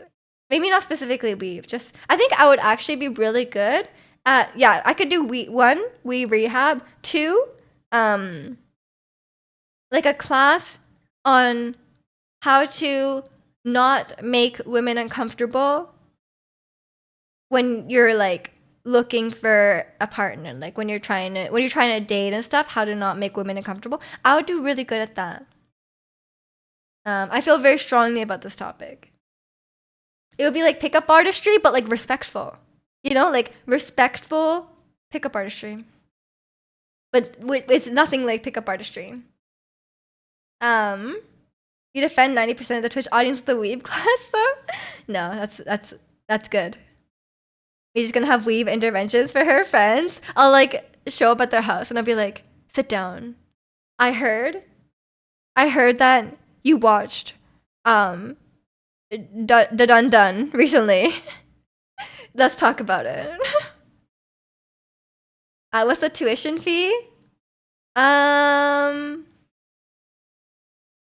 The tuition fee is there's no tuition fee, but you have to pay a fine if you continue your weeb behavior. Actually, no, that doesn't make sense. That doesn't make sense. Because I like want people to, like, as much as I would love to take money from weebs, I kind of want that. I kind of want to lower the barrier to entry to like stop being a weeb. You know, like you know what I mean. So I feel like it should just be free. Like I'm doing a public service, right? Like I'm doing a public service by helping people stop being weebs. Gerald Jacobs, that's me. That's me. Oh my god, the Carl Jobs pickup artist videos are so funny. But I cannot watch pickup artist videos. They're so cringe. You're basically watching this for rehabilitation purposes? Good, good. Diagnosis of chronic weeb. Oh no. And welcome in, Maestro. Hope you're doing well today. When's your first lesson? Oh, protagonist is gonna join it. Let's go. Let's go. I think the process is like you gotta watch less anime. Okay. Like for every one anime you watch, you gotta watch one non-anime show. You know. I think that's a good step. And I would stop things like it depends what the problem for you. It depends what kind of weebery you're into. I'm gonna say knowledge is half the battle. If you're really gonna fight weebery, then better load up on free rent. Get out of here. Get out. Just stop with your free rent agenda. In my opinion, no one should be making moves on each other. It's too late for those that are single, and they should wait for the robot update to drop to get a partner. I mean, maybe the robots will be cool. Yeah, who knows? It's more so building social skills. Oh no. Oh no. Okay. Well, yeah. Then maybe you need to join my not pickup artistry course. Then maybe that's better. If you're concerned about that, but I don't think you have anything to be concerned about. Like I think I would trust your judgment. You know. I don't think you need that. But the weeb behavior, maybe. But my weeb behavior has nothing to do with social skills. It's more just like stopping weeb behavior. Corrective behavior can't be stopped, but only transferred to new behaviors. Maybe. You watch anime like every day. I'm probably a weeb by most people. You watch anime every day? Bro. It's that's that's a problem. You need you need. Okay, you can join my class, Anthony. I'll give you a discount. I'll give you a discount. She's not rating into me. Play Baldur's Case. We all show up in Zirconian stream and we're like, Zirconian, we need to talk. We've been worried about you. And welcome in Navy. You don't know if I'm a weeb? You don't think I look like one? Yes, Zirconian link the weeb level chart. Take a look. Take a look. Speaking from the biological perspective, I think behaviors can be stopped, but I don't know. I'm not a biology guy. I don't know. My instant judgment is not talking to anyone in public when during your dating phase. I think that's okay. I would err on the side of not talking. It depends what you mean by public. Like I'm a really big believer. I'm a really big believer in that, like, I would not just go up to people on the street, you know? Like, a lot of pickup artists do this. They just go up to people on the street. I'm like, as someone who's been randomly approached on the street, I'm like, who are you? Like, don't talk to me. But I would recommend, my dating advice is to join social groups, like a social setting. Not necessarily just to look for someone to date. It's more to just get to know people and make friends. And if you really click with someone, then maybe it will go farther than that. But I would not solely focus on finding a partner, you know? Like, I feel like, and because like, if you make friends, then maybe your friends will introduce you to other people and stuff like that. I think it will just expand your horizons. And I say this as someone who does not do that. as someone who does not go into social situations. But that's just me, you know. I'm just saying, if you want to do that, then you should. And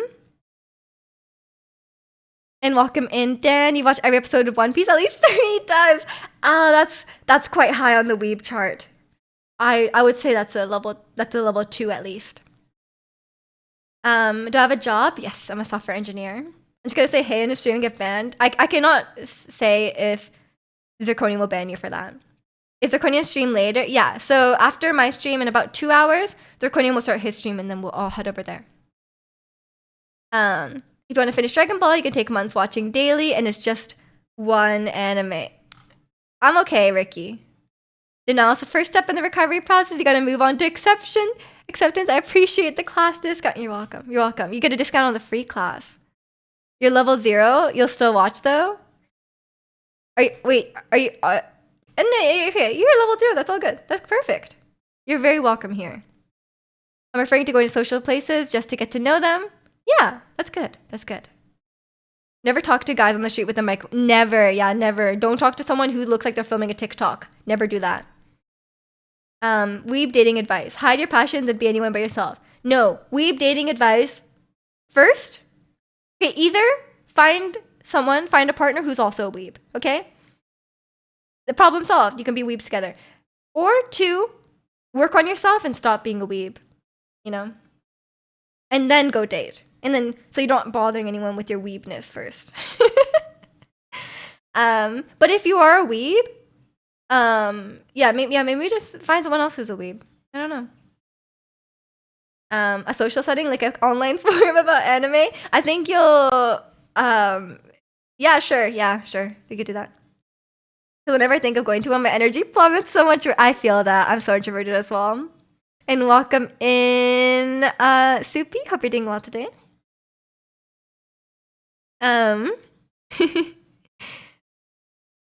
You actually knew all about Zirconia stream later. You just wanted her to mention it again.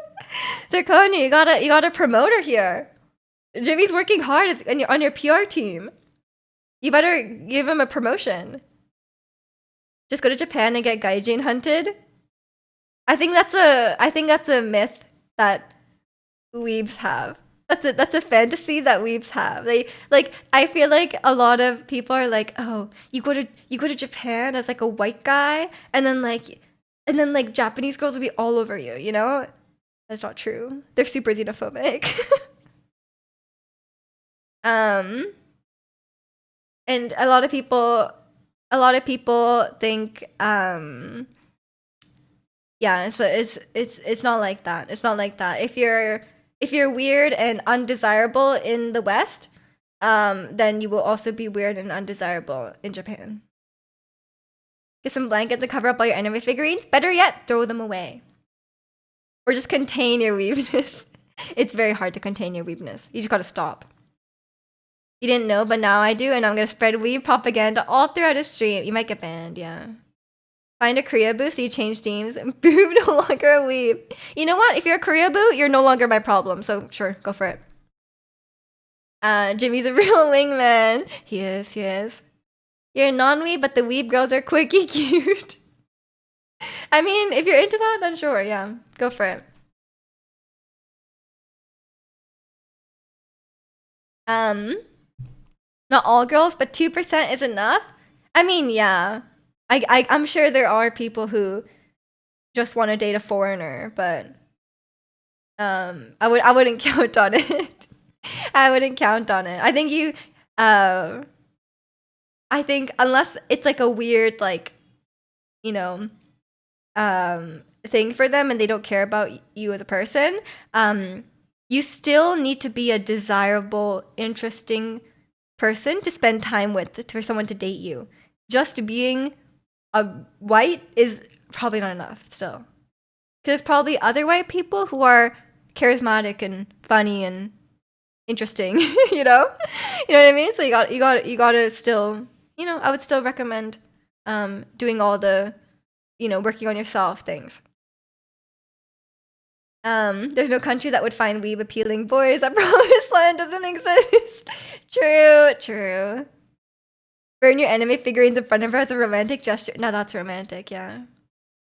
Burning anime figures is against your beliefs? Do it, Chikano.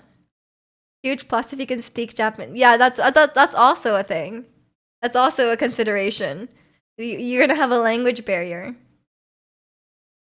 My cousin married in Japan, but I don't think he's weeby. I mean, that's not necessarily weeby. You know, like it really depends. I think it really depends on your intentions. Like the people who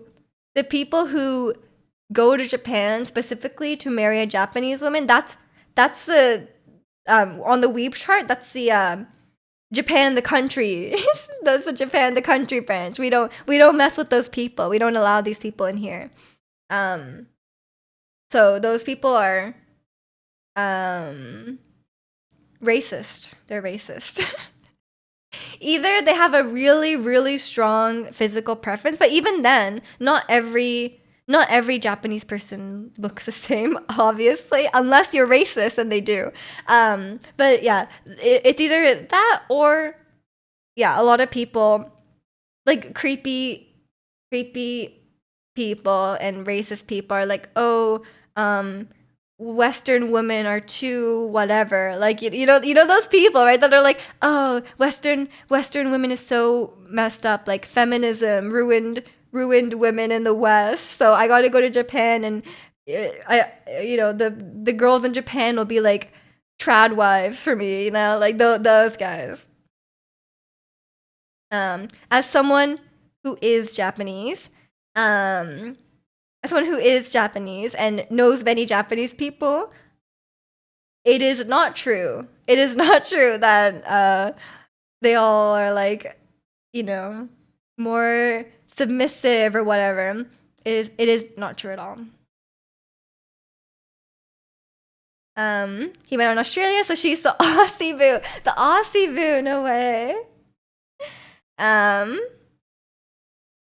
I'm from Hawaii, so we grew up in Japanese culture, read, write, speak. I think most of the girls that dated were Japanese. I mean, it's different if you're like, I mean, I don't think it's weeby to be like 50% of my school was Japanese, so like a lot of people I dated were Japanese. Like that's just how it goes. Like that's just some people that were around you in your life, right? Like if you grew up in Japan, because like your parents were like an expat, and then so you mainly dated Japanese people. That's not necessarily weeby. Like they just happen to be there. Like the people around you, the people you tend to meet are, you know, all of one like nationality. And the Korean wants to move there. Oh my gosh, now we know the whole time. Now we know the whole time that The Korean always talks about moving to Hawaii, and that's the reason. The ones that go to a different country under the delusion that they're in the wrong dating pool. Yeah, that's the continuation, and that's the next next level up of people saying that like, oh, women are the problem, not me. You know, like people are like, oh, everyone I dated who's the problem and not me. Um, that's the continuation of that. So like they're like, oh, so every woman in this country is the problem rather than me. So I'm gonna move countries. That's a whole extra level of delusion and not taking accountability for your own actions. Can't we discuss it further? We got it. We got to question him on this. So you just Hawaii 70% Asian. I mean, yeah, that's fine. The logical conclusion of weebdom, exactly. I think their brain just gets warped with all the anime, right? Like their brains just get warped with all the anime, and they start like projecting all these anime beliefs onto Japanese people. And I feel like, yeah, like I was saying, like that's where it gets harmful. Like if you're just enjoying the media and just like enjoying Japanese media and whatever, like, you know, yeah, I guess media, like games, shows, movies, whatever, then that's one thing. But if you start projecting that onto real people, that's more harmful. That is harmful. Japanese people can't be weaves. You have to be not native by the central definition of weeb. Yes, that is part of my chart. It's one of the first rules. You cannot be a weeb if you're Japanese. Jisoo is playing your Jisoo boo. Nice. I'm a Jenny boo. The belief of Japanese women look like they're in their 20s, even when they go into their 50s. Only then do Japanese people start to age physically. I think it's true that... Okay. Actually, there's a few different things. I think. One, I think Asian people generally tend to age better.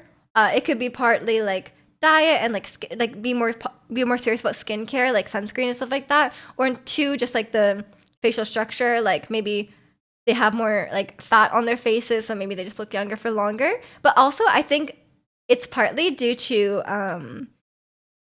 like white people who are not that familiar with Asian faces tend to really misjudge my age. Like I found this a lot. Like people who are really really white and like have not met many Asian people tend to really think I'm younger. Like people like completely mess up my age if they're like not familiar with Asian people. But people who are familiar with Asian people or other Asian people guess my age correctly. Like they're like, "Oh, you're like mid-20s." But like some people will be like, "Are you like 18?" I'm like, "No. No, I'm not." So I think that's also part of it as well. And that's not necessarily like racist. It's more just like that's just how it goes. Like you're not as familiar, right? Some people grow up in very, you know, like homogenous places. Me just 54, so you judge where you saw. True. There's a different term for socially recluse, emotionally frustrated Japanese native, otaku. Being a bit serious, what matters is confusion philosophy. What? What's confusion philosophy? Late 20s, 26, late 20s, yeah. You seem like you're growing. Like, growing taller? Thank you, Ricky. Could be 30 and still be at the height of 5. No, I'm growing. I'm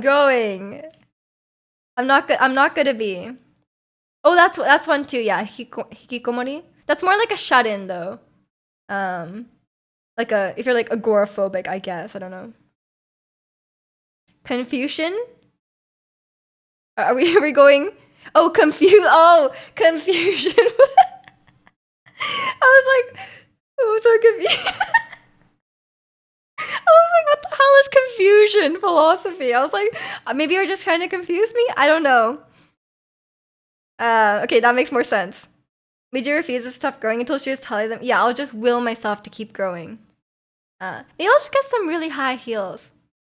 But I don't think I can. I don't know if I can walk in really high heels. We'll see. We'll see. Maybe just like roller skates. Maybe something like that. But yeah, it's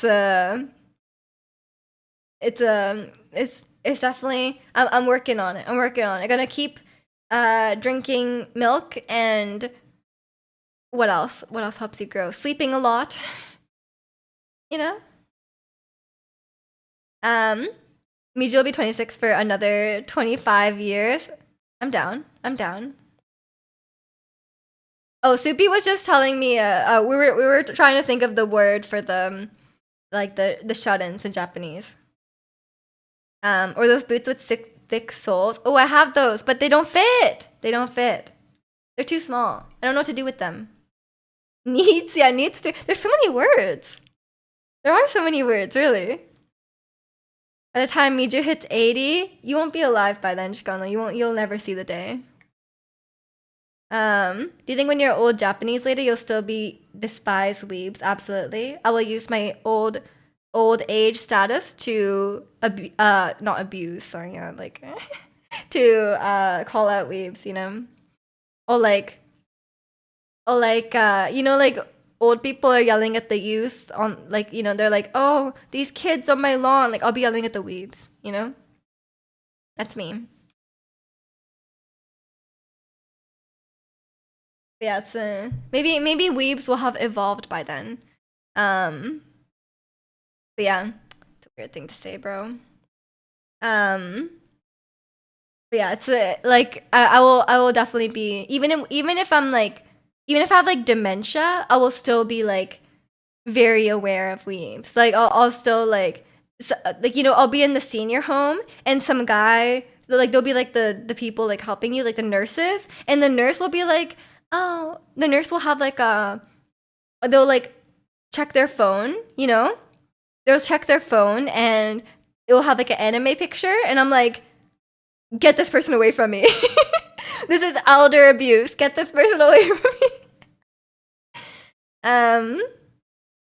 Just have Alzheimer's, but still remember that you hate weed. You'll have no filter, yeah. But it will be societally acceptable, you know. That'll be my main mission. I'll have lost my mind, but I'll still be against the weebs. What if the nurse pulls up a Miji game spot? I'll be like, that's me. That's me. I'll be like, thank you for being a fan. Miji would notice a Hatsune Miku charm on the nurse's badge and scream. Oh, I would. Yeah, I got to get away from that person. And you gotta get going. You still have a lot of self-reflection and introspection to do. You join the Discord, so see where we're at. It was great meeting you, Anthony, and enjoy. Have a great rest of your day. It's gonna be a big problem for the system that the old folks have. What are you gonna do to them? What are you gonna do to them? Or great seeing you, I guess, not meeting you. It's like when I say welcome in. Sometimes I say my brain is like welcome in, but they've been here the whole time. And welcome in, Harris. Hope you're doing well today. My day's going good. How about you? That's me, sure, Grandma. Let's get you back. I feel like they'll know it's me, you know? In my day, we had levels to this. Yeah, maybe they'll abolish the weeb levels. I doubt it. I doubt it. I just bought a bunch of games for your collection. Your retro games collection? Or I don't know. Maybe there's a separate collection. Is there even space left on your shelf? I feel like your shelf is full. Same here, pretty good. That's good to hear. You can make room. Okay. I noticed that the game boxes are really big, right? The game boxes are quite large. It's Calgary. You could just buy a bigger house. True. Must be nice. Be nice. Some Porter Robinson real quick. Pretty weedy music. You got that Porter Robinson. I will enjoy his music, but I will not give him a weeb pass. He seems really weird. And Trista, thank you so much for the raid. Welcome in. Hope you're doing well today. Will you be playing or have you played the new Donkey Kong game? I've never played a Donkey Kong game, so I don't have plans. Also, I don't have a Switch 2, and I don't have plans to buy a Switch 2 currently, because it's very expensive, and I don't have any games that I want to play on it. Are you playing it? I don't know much about Donkey Kong. I've never played it. The games are physically big too. Oh, I didn't consider. Yeah, the cartridges used to be really big back in the day, right? And welcome in, Mist. Meow to you too, I guess. Even has a Japanese wife and no weeb pass. Well, I don't know his intentions about having a Japanese wife. Maybe he's one of those weirdos who went to Japan to get a Japanese wife, you know? Like, I don't trust that. I need to know the history first, okay? I don't trust someone who's a weeb and has a Japanese wife. You know what I mean? But yeah, welcome in, Trista. Hope you had a great stream. Donkey Kong Bonanza is made by the Mario Odyssey team. Nice, nice. What do you do in Donkey Kong again? You like go on the minecart, right? But I don't have a good knowledge of Donkey Kong. So what you're saying is that you're pretty much the max distance away from Bonanza. Basically, yes. I don't have a Switch 2 or the game. I never heard of this Robert Porter Robinson. Yeah, you're almost there. Yeah, I'm glad you don't know about him. He is a weeb.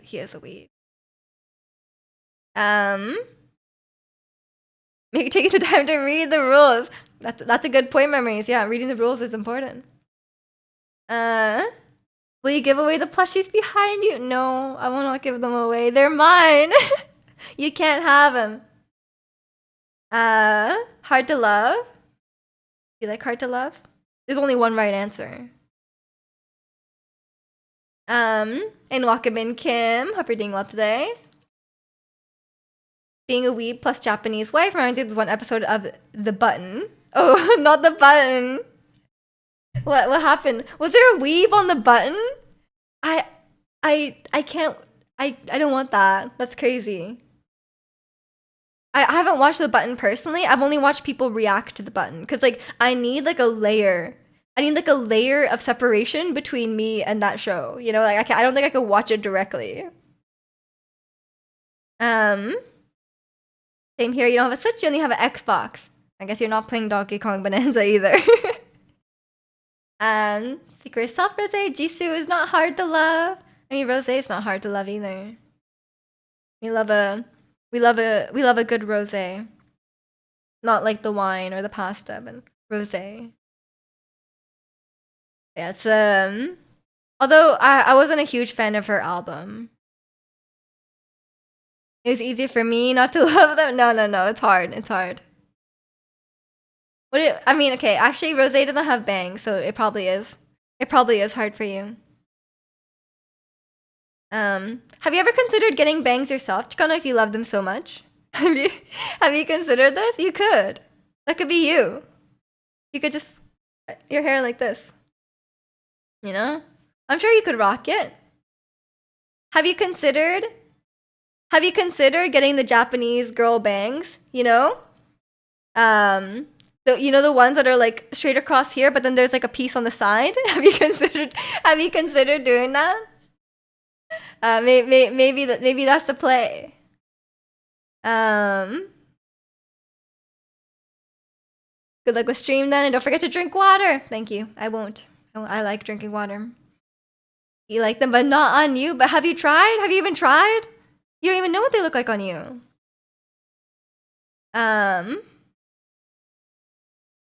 There was, and it was a girl. It was a blindfolded episode. She actually showed up in cosplay and showed up. Oh, I remember that girl. She was weird. Yeah, that's weird as well. I actually remember that. Yeah, she was like, I want to date an Asian guy. And I was like, that's also weird. That's just as weird as the guys doing. I mean, it's weird from anyone, you know. Your dog sitting for your aunt right now. Have you seen our old boy Luca recently? Yes, I saw him yesterday. He was very cute. You liked Rosie. The album is spoke some real truth. I wasn't a big fan of the album. I thought it was. I don't know. I just didn't. It didn't really stand out to me very much.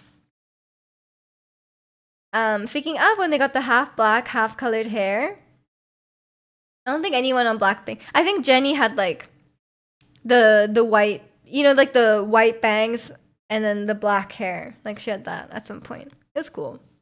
It's definitely it's definitely like a hard to maintain though for sure. Cause like surely it looks good for like 2 weeks and then your roots start growing out and then you're like ooh. Have a great stream. Should drop a follow. Do you enjoy the stream every time? I'm glad you're enjoying the stream. Take care, memories. The guy who said the guy who she paired with doing something messed up by hugging. Oh my god, I forgot about that guy. Oh my gosh.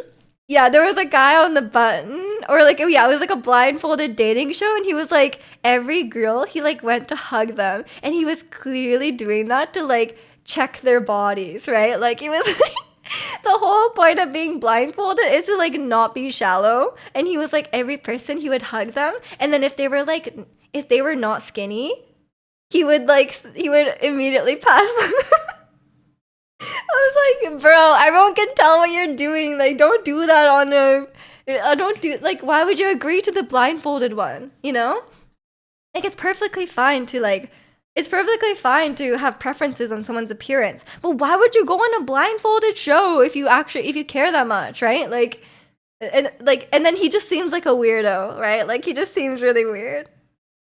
Like I understand the move, but it was so obvious. Like it was so obvious, and he did it every time, and he passed so quickly if they were overweight. Like legitimately, like if they were like, he would hug them, and then he would immediately press the button. It's like, bro, like, do you have no self-respect?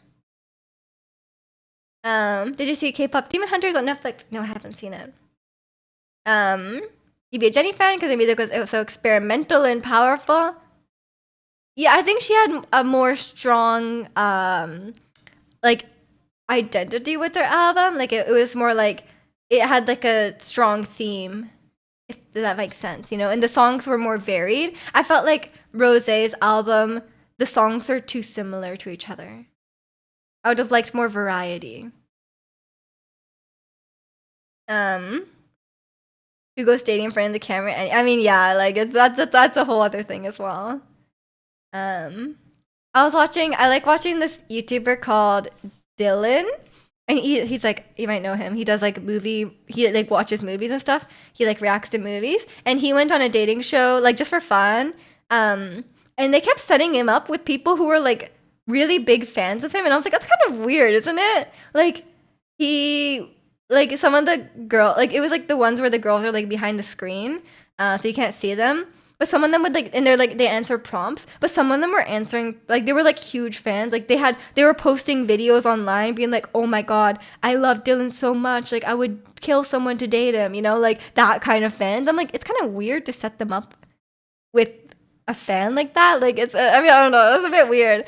And then they're clearly answering questions in a way, like knowing him and knowing his content, like they would be like, oh, my favorite movie is this one. It's like some obscure movie that they know he likes, and it's like, really? Like, I don't know. That's a weird choice. That's a weird choice. I didn't like that one.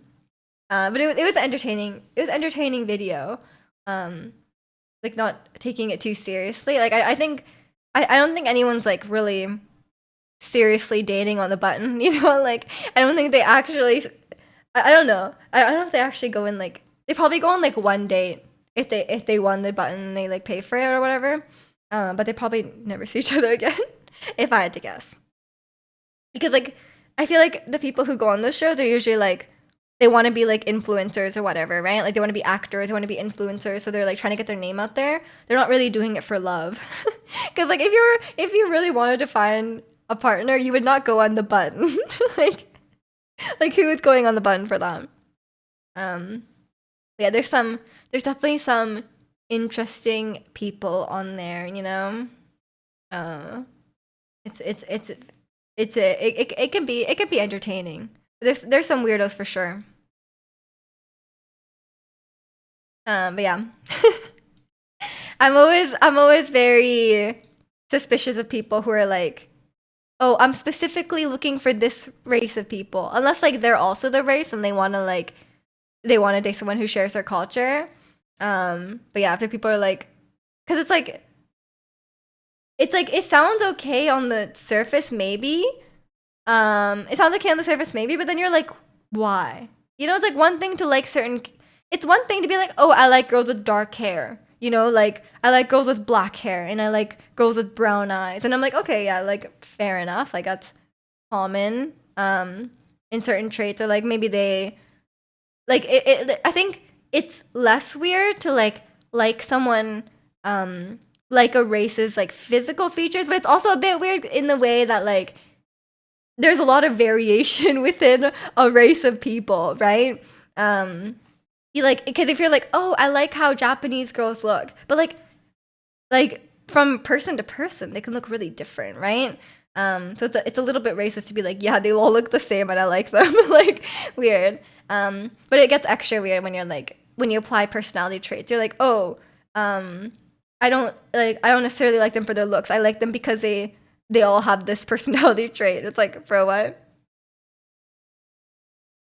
That's obviously racist. Saying something to impress someone else is disappointing behavior. Yeah, I mean it's like understandable, but yeah, I wouldn't recommend doing that. You would date Dylan if he was a nice or bad boy. He is a handsome boy, yeah. And he's a very funny boy.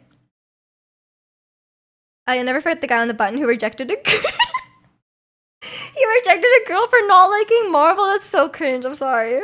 That is so cringe. Wouldn't you be like for example, wasn't I can't remember if it was Rick. Yeah, it was Ricky has been showing Kimmy um all the Marvel movies. Like, wouldn't you be happy that like or like oh you don't like unless they like really hate it. And if like Marvel's your whole life and you're like you don't want someone who like actively hates it, but like if they just don't like actively like it, maybe you can share that with them, you know? Or you don't have to like all the same things. Like I don't know, weird. Um, I think it's okay. I think it's healthy to have separate interests, you know? What Dylan? Bob Dylan. Yeah, we're talking about Bob Dylan, the YouTuber. He was on a dating show. You know Bob Dylan. Um, it's confusion, not confusion philosophy. Don't get those confused. Um, I didn't watch them before the. Oh, okay, okay, fair enough. I'm just saying, like, if someone doesn't like, if you're going on a date with someone and you're like, oh, I don't know, like if you're like, oh, I love KDA, and then they're like, oh, I've never heard KDA. Then it's like, oh, you get to show it to them. Maybe they'll like it, maybe they won't. He literally said to you, you cannot not like Marvel. It's more than movies. It's a lifestyle. It's a personality trait, is what he means. Um, yeah, I don't like people who make their interests their identity. I think that's also a problem with we behavior, right? Like when you go too far, when you go too far with liking something and it becomes your identity, that becomes really not good, right? I feel like it's sometimes people get too caught up in stuff. Um, it's the pleasure to introduce Kimmy to the world of Monster Hunter. True, true.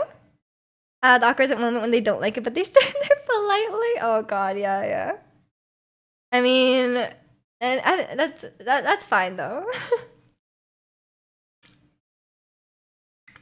Yeah, it's so and then that's when you get those fanboys who get offended when you don't like it. You know, like that guy. Like it's like those people who like the people who make an interest or a hobby or a show or whatever. Like if the people who make an interest their personality, like part of their identity, they get really offended when you don't like it. You know, like because that's how they take it really personally because like it's like you're attacking them, right? Because I like a lot of things, but if someone said I don't like it, then I'm not like personally offended. You know, like my identity is not liking like I don't know Blackpink. If someone says I don't like Blackpink, I'm like cool, like enjoy it, enjoy not liking Blackpink. Yeah, it's I would that's definitely a red flag as well. In any case, the people who are a little too like it's one thing to be like really really into something. Like if you're like really into knitting, good for you. Like I guess that's fine. Um but like if knitting is like your personality, then like hanging out with those people is always annoying, right? Like like you know what I mean, right? Like every crocheting. Okay, fine, crocheting. Like you know the person who like only talks about one thing, you know? It's like really annoying. Just like, oh, speaking of, like you're talking about something very different. You're like, oh, I had sushi the other day, and they're like, oh, well, speaking of sushi, I was crocheting this thing. It's like, bro, that's not related. Um, you did watch 5 of the latest Marvel movies are in 2021. Fair enough, Ricky. Good for you. You're really taking the angel role today? Oh no. Is your stream gonna be full of puns? I was actually just thinking, I was watching an Undertale video recently, and I was like, Angel, you would love Undertale. It is so full of puns. I forgot how. I mean, I obviously I can't forget, but like, it is so full of angel level jokes. Like, I feel like you would really thrive. You would truly thrive with Undertale. You play Undertale though, you don't remember much of it? Not even the puns? Oh my god, Undertale is very angel. It really is. What does that say about me though? Because I love Undertale. I think it's really funny. Um, maybe I'm more like Angel than I thought originally. You know, like I like silly jokes. I can get behind a silly joke, but like I don't know. I don't know how to describe it. I think it's you're a hypocrite. Okay, fine, fine. I can't. Yeah, I can't laugh at Sans, but then blame Angel for the jokes. Um, you're subconsciously receptive to your never, never, Angel. I tend to correct completely unimportant points if I said it wrong. That is true, actually, Ricky. That is true. Nothing wrong with that. You like to be accurate, you know? But yeah, I guess it doesn't matter, does it? But it matters to you, and that so it's important to us too, you know? We care. Anyway. Anyway, there's some very interesting people on the button. Honestly, that would probably be my worst nightmare. Like blind dating would probably be my worst nightmare. I would hate that. Like especially the type of people who are on the button. I would give up immediately. Like I would say like 2 words to the person, and I would be pressing the button. Like I would be like getting out of there. I'd be like, oh, I hate this guy. Press button. I hate this guy. Press the button. Like I'm too. I'll be too annoyed by people. Such a pretty song made me feel like I'm at a tropical resort. True, true. You're at a tropical resort, but someone's going JYP in your ear. You know. You back for the Korean stream? Okay, okay. Take care, Ricky. See you later. The Korean stream. Yeah, yeah. He's gonna stream some Baldur's Gate. It's a very exciting day. His streaming debut. The pressure's on. The notifications on. Yeah, everyone follow him. Make sure you follow him right now. I guess you can follow him when we raid there, but you can follow him now. Important. If you thought it was bad, yeah, please save all your terrible jokes for his stream, okay? Like, please, just bottle them all up and then let them out. Let them out in a couple hours. You know, that'd be great. I'll appreciate that. Extra innings. That's a baseball reference. I can't understand the baseball references. I'm sorry. I started following Zirconian, so I know when he goes live. I followed him this morning. I realized that. I mean, I don't follow a lot of you guys because a lot of you guys don't actually stream. Like, or you stream like one time. You get unfollow. It's like you show up to a stream and it's like you've been banned. Too late. But you'd be surprised. I think a lot of people join Twitch initially to stream, and then they stream like once, and then they don't stream again. You know? I think that's really common. Like a lot of people are like, they make a Twitch account, they stream a couple times, and then they're like, oh, I like watching streams more, and then they just watch, streams. I think it's pretty common from what I've seen. And welcome in, Jose. Hope you're doing well. Yeah, but it's always exciting when someone in the community streams. Except when they do it in secret. Angel, I'm talking to you. You always do it in secret. Just wondering, how long do you spend in Japan or East Asia? I've never lived there. I've only I travel there once a year. Come on, Angel. It started to rain again. It's not necessarily a bad thing. I don't think protagonists stream in secret, but you don't stream much anymore. I feel like you used to stream a few years ago, right? You still stream? No secrets. Yeah, you can't stream in secret. Come on. And welcome in, Mike. You like to maintain it once per year. Oh my gosh, stream schedule. That's about as much as people can talk. Do you get complaints? Do you get complaints on your second stream of the year? People are like, you already streamed this year. Can you stop? Just visiting family. Yeah. You started back again. Oh, with your new PC. Is that why? Okay. That's news to me. But I'm not even following you. I'm so sorry. I've definitely been in your stream, but I guess I never followed you. That's on me. That's probably why I didn't know. Not that I just like check on my following list very often on Twitch though. If you stream in secret, we'll know. Yeah, someone's gonna snitch. We have I've told chat, you gotta snitch if you see someone streaming. Mike saved up for one hell of a show every year. Apparently. Again, give it a rest. Streaming more than once a year is crazy behavior. You gotta, yeah. Protagonist got a new PC. You're gonna harvest some oranges. That sounds good. Do you grow oranges yourself, or like are they somewhere else? You're a snitch. Thank you, Jimmy. We appreciate your hard work. Y'all are rich. Come on, Chicano. I know you can afford a new PC. When are you gonna? How long are you gonna continue this frugal pretense? What's an expensive purchase you guys made recently? Let's all share some gossip. What did you guys buy recently? What's the most expensive thing you bought this month? You have 3 orange trees. Damn, that's nice. You spent $200 on an Uber? Why was it $200? How far did you go? Did you get like a Lamborghini Uber? Like what? Your GP, okay, that's pretty expensive. Guitar, ooh. Oh yeah, you got your guitar. Downtown and back. It costs $200, bro. GP itself was $720. That's not too bad.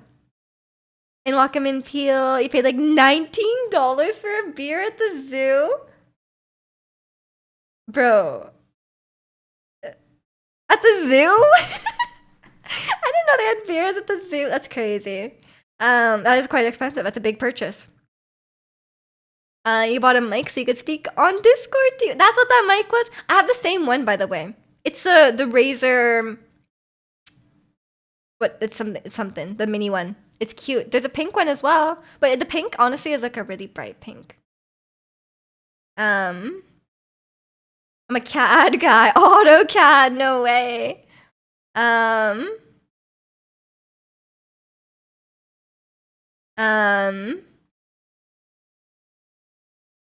You seen currently on the strip in Vegas costs $27 for a bottle of water? What? That's a scam. That's such a scam. You want a plane ticket for like 300? Where are you going? Are you on vacation? Or is it like you have to go somewhere? I'm welcome in Red Zoo Brews. You know, sipping on some beer while looking at the orangutans. The zoo has a don't feed the penguins Yes, the penguins beer. You can't get the. You don't want drunk penguins. That's a disaster. You're a CAD guy. You gotta convert all your money to Canadian. You bought a new double chamber ocarina. Ooh, that's cool. Remember walking around California Adventure Park with a beer? What? Are you talking Disneyland? I didn't know you could do that. How does a double chamber ocarina work? I don't know. Seattle, going with some friends at the end of August during PAX. Oh, that sounds fun. Enjoy. I hope you see some cool stuff. The currency or the software? Software. CAD currency has no value. I won't even argue with that. You're right. It's like 2 ocarinas glued together. That's pretty cool. Pretty cool. What did you buy that was expensive? I bought an iPad. But I don't usually make that expensive a purchase every month, okay? This month was an exception. PAX West. Are you going, Chicano? I mean, Chicano does live in Seattle. You might see him there. If you see a guy dressed extra frugally with the Kuromi backpack, that's Chicano. So if you see him there, then you'll know. You'll know. He'll be holding a Starbucks coffee. You're a modern game. Doesn't PAX have modern games? I thought they like announced new games there. You're trying to save up now? It's your last big expense. Nice. Last forever. Forever. Protagonist is never buying anything again. It's mainly retro stuff? I don't think so. Is that true? I thought PAX was like new. They have like new games and stuff. No? I thought that was the point. Maybe I'm wrong. I want to get a DDR dance pad and a racing wheel. Okay, that's not the. Yeah, I think that's I don't believe you of your last big expense. Penny Arcade Expo. What? That's what it stands for? I thought it was like what's the other convention? The other game convention. I forget what it's called. I thought it was like the other game convention. We are trying not to. I think you should put money towards your retirement as well. Do both. Do both. E3. Yeah, that's the one. That's the one. I thought it was like that. Maybe I was completely wrong. I did not know that's what PAX was. I should sell your DDR pad. I didn't know you were a DDR gamer. DDR is so hard. I've only played it a few times at the arcade, and I've failed every time. I got a failing score every time. Did not do well. You've not been to West, but you've been to East and South when they still had it. And they also had a lot of tabletop gaming stuff represented in art/merch at ridiculous prices. True. It won't be a convention without a lot of expensive art. There's some really good art though, usually at conventions. Because like the artists come and they sell their own stuff, right? But that's cool. Tabletop gaming like D&D. You're like 13, 14 at the time. Oh, okay. Yeah, fair enough. So back in the 90s, back in 19, I guess it would be 2000. Fine, 2000. I wanted to say 90s though. Back in the day, it was probably like $12 back then. Yeah, back in the last century, exactly. Remember your 8th grade birthday party was in the garage and you had 2 DDR pads going, Halo 1 and MVC 2. Modern, violent country 2. No, that can't be right. Men versus computer. Okay, never mind. Marvel versus Capcom. That makes more sense. I like Mr. Violin Case. That's a good one too. You know, Mr. Violin Case 1 was a bit of a letdown, but 2 they really improved on it. Mac and cheese, true. I mean, why pit them against each other? They just go together, you know? We recorded part of it when me and my homies played DDR. I was hella synchronized. You could have been in a K-pop group. And you said Chicano don't dance. I can't believe Miju. True, true. I mean, I was close. I was very close on the Marvel v Capcom thing. I was almost there. Almost had it. Used to breakdance and DDR was kind of cool at the time. You gotta get back into it, Chicano. Get your old grandpa joints back into breakdancing, you know?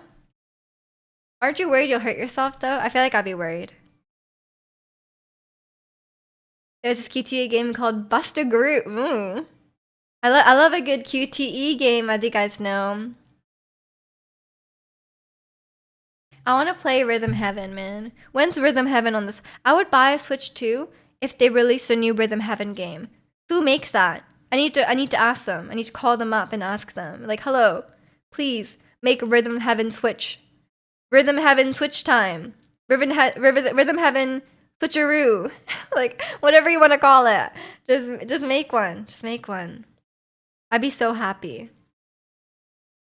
Yeah, it doesn't seem like they're making these games these days. It's very sad. Really, gaming peaked back then. New Rhythm? Is that a different game? Or you mean a new Rhythm Heaven? Really? But is it coming out on the normal Switch as well? Because I could just buy on the normal Switch. Funny now that I think about all the stuff I liked as a kid, you still like and haven't changed. Is that good or bad? I'm very happy that the stuff I liked as a kid is different now. Cause like I can't be this old and still be like I don't know, like a One Direction fan. Like I don't like that. Normal Switch was announced earlier this year. I can't believe I missed that. I love Rhythm. Okay, I'll definitely be playing that. I'm ready. And maybe I'll finally stream a game and it'll be Rhythm Heaven.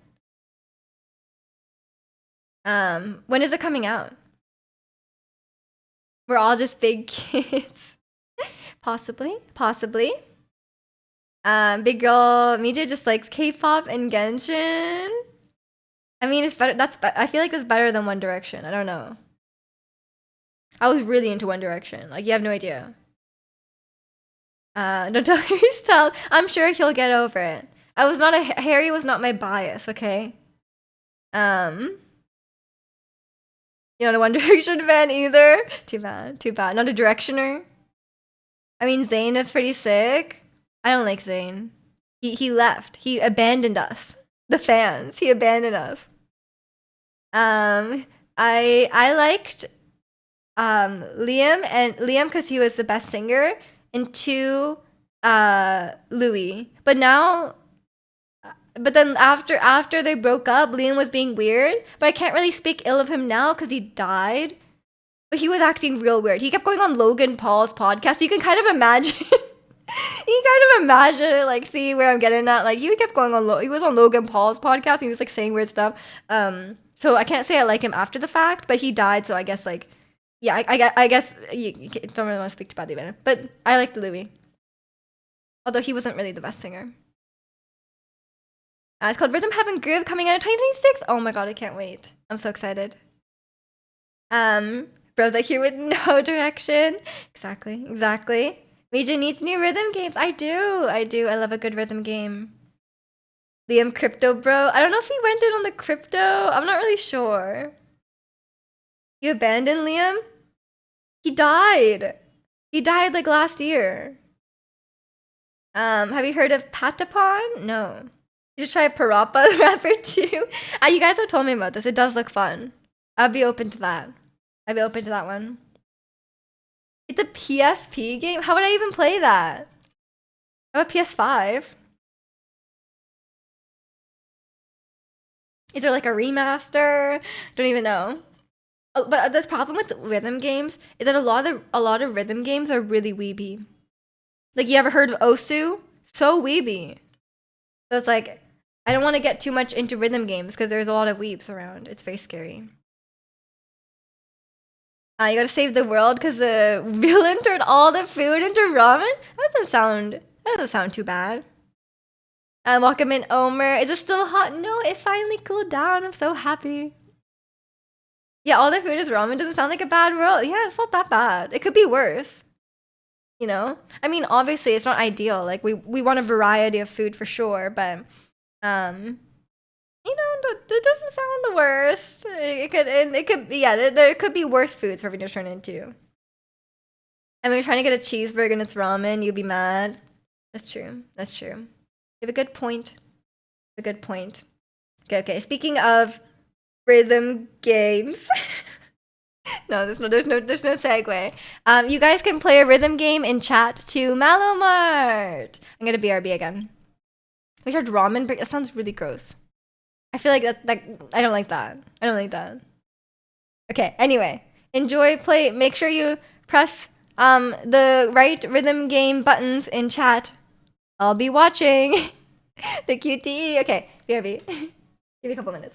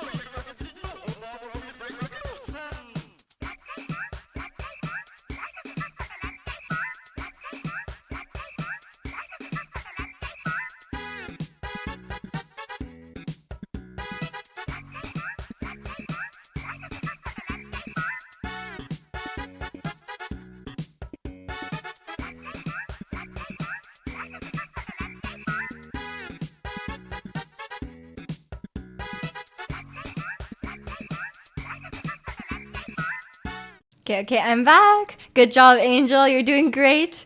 Good job, Mike, too. I mean, that's a very easy rhythm game. That's only 2 buttons. But I guess you gave up. It was a lot to type out. That's valid. Good job, Red. Good job, Red. Oh, that's a perfect combo right there. Liam is more handsome than Hwang In Yup. Those are some fighting words, TM. Those are some fighting words. What do you mean? What, my boy Hwang In Yup? Come on. But I can't even insult Liam's appearance because he's dead. I feel like you can't do that. You think your controller is broken? Oh no. Oh no, you can't play with the you can't play with the a broken controller. It's very important. I'm back, Jimmy. Unfortunately. That's so sad. Actually, I don't want to sound dismissive. It is sad. Yeah, he was still very young. And he had a child as well. It's very sad.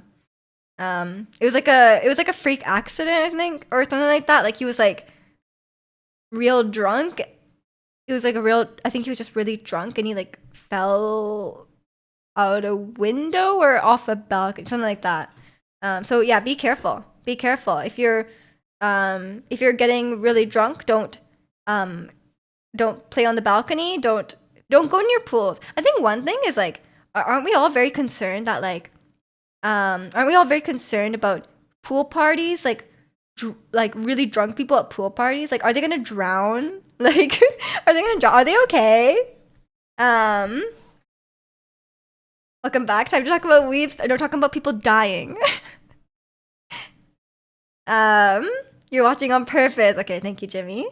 Liam fell out a window. Yeah, yeah. Don't do more drugs than he can handle. Yes, be very careful about how much drugs he can handle. Some people were charged. Oh, really? I didn't know people were charged over it. Narcotics off a balcony. Right, right. Yeah, it's a dangerous. Very dangerous. If you're going to do drugs, make sure to lock the windows and don't go on the balcony. I don't know. Say wear a helmet. If you're gonna do drugs, wear a helmet. And stay away from ledges. Good advice from me. Thank you. You're gonna wear. I misspoke, Angel. I misspoke. Do I make fun of you guys for your typos? Yes. And my point is, yes. I don't know. I don't know. Yeah, I realized I had no leg to stand on.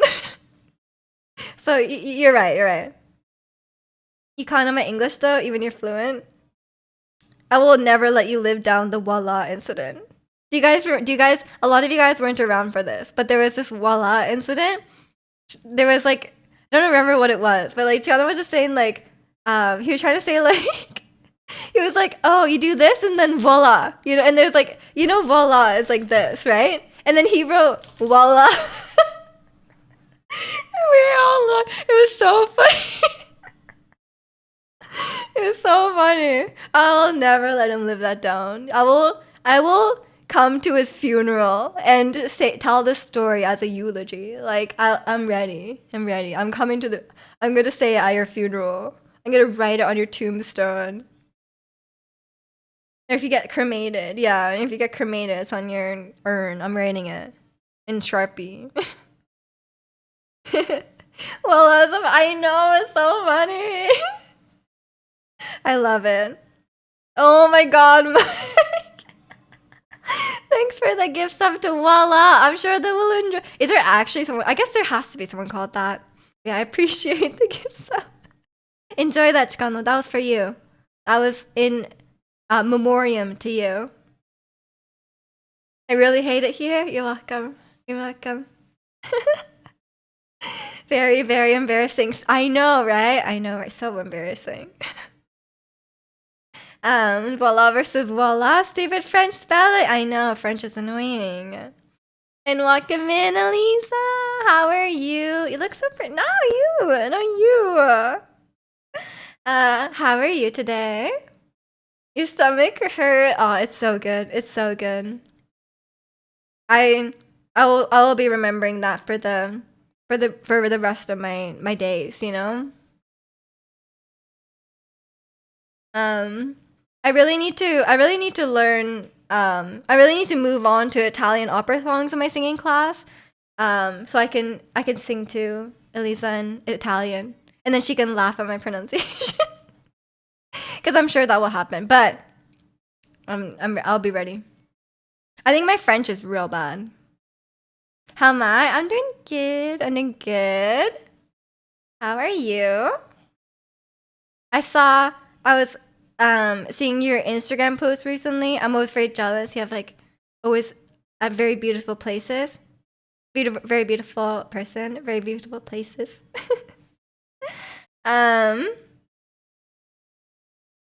We all think you're French. We also think your French is really bad. Thank you. Merci. Not as bad as my French. True. It will never be worse than Chicano's. You're very lucky to live here, and they're lucky to have you. But you gotta come here. Speaking of beautiful places, you gotta come here. Canada's twice as annoying because they do everything in 2 annoying languages. No. Canada's good. I will defend French in terms of Canada. I miss you too. Yeah, I'm trying to convince. I've been trying to just convince everyone to come here. I'm like, it's so pretty here. You gotta come. You know, like, I'm campaigning.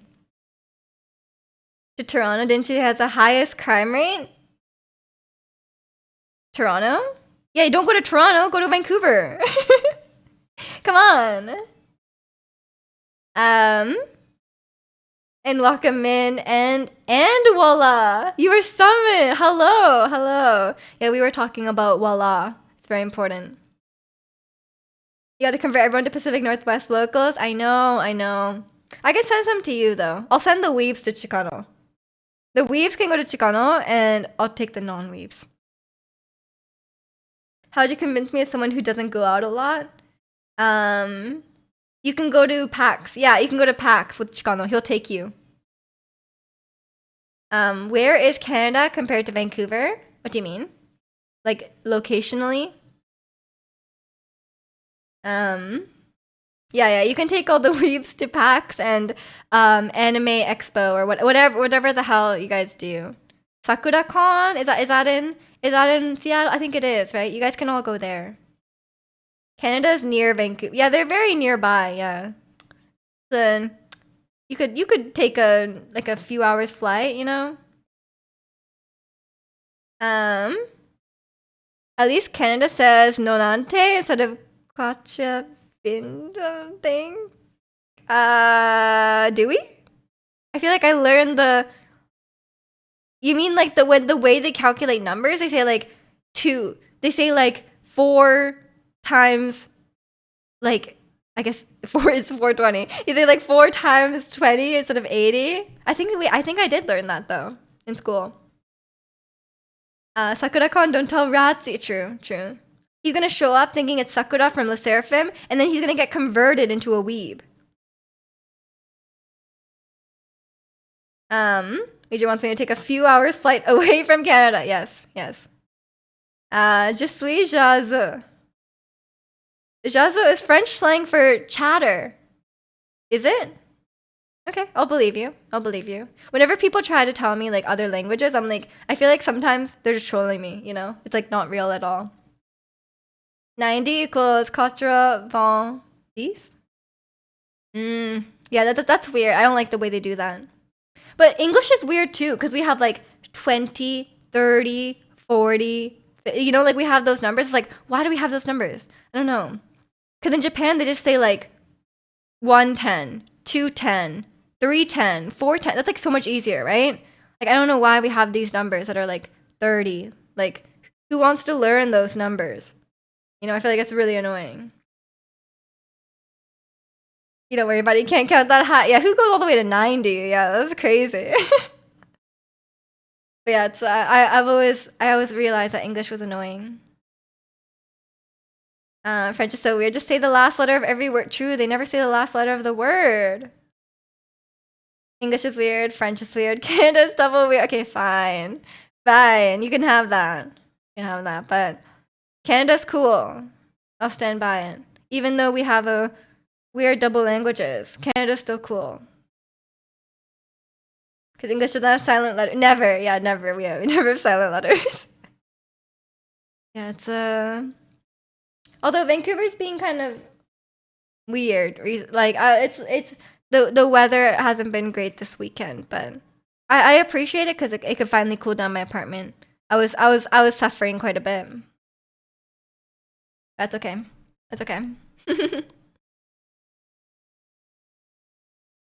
But I always recommend Vancouver. Is a very beautiful place. I think it's a pretty underrated tourist destination. Because, like, unless people are really into skiing, I don't think they really. Vancouver is not a huge city in comparison to the other large cities, right? Like, if you compare it to, like, London or Paris or something like that, you know? Vancouver's not a big city, but if you like nature, if you like pretty mountains and pretty ocean and stuff like that, then definitely Vancouver's very, very nice. 27C is a heat wave in Canada. Although generally yes, but we have had like some crazy heat waves, which I do not appreciate, like over 30-degree heat waves. It was a pain. We had 2 days where it was like 40, 42 or something. And I was like, that was like unbearable. People died. Like legitimately people died. Just gotta show them Whistler. I mean, if they like skiing, they can go to Whistler, but I'm not gonna come skiing. I'm not a big fan. Lots of nature, absolutely, absolutely. And ski.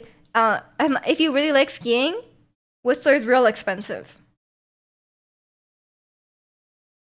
Y'all got good hiking. Yeah, if you like like I said, if you like nature, if you like cycling, if you like hiking, if you like just walking around in a pretty outdoor environment, Vancouver. If you like good food, Vancouver as well. Over 30°C. Yeah, over 30°C. We had some heat waves. 40°C would destroy most Canadians. Yeah, I thought I was gonna die, man. There are ducks on the Canadian quarter. No, there's a caribou on the quarter. A heat wave in Norway is like 5 consecutive days with the max temperature 27. That is a heat wave, yeah. I like being on Granville and getting Granville Island or Granville Street. Bro, it's been a while since you've been to Vancouver. Granville Street is not okay.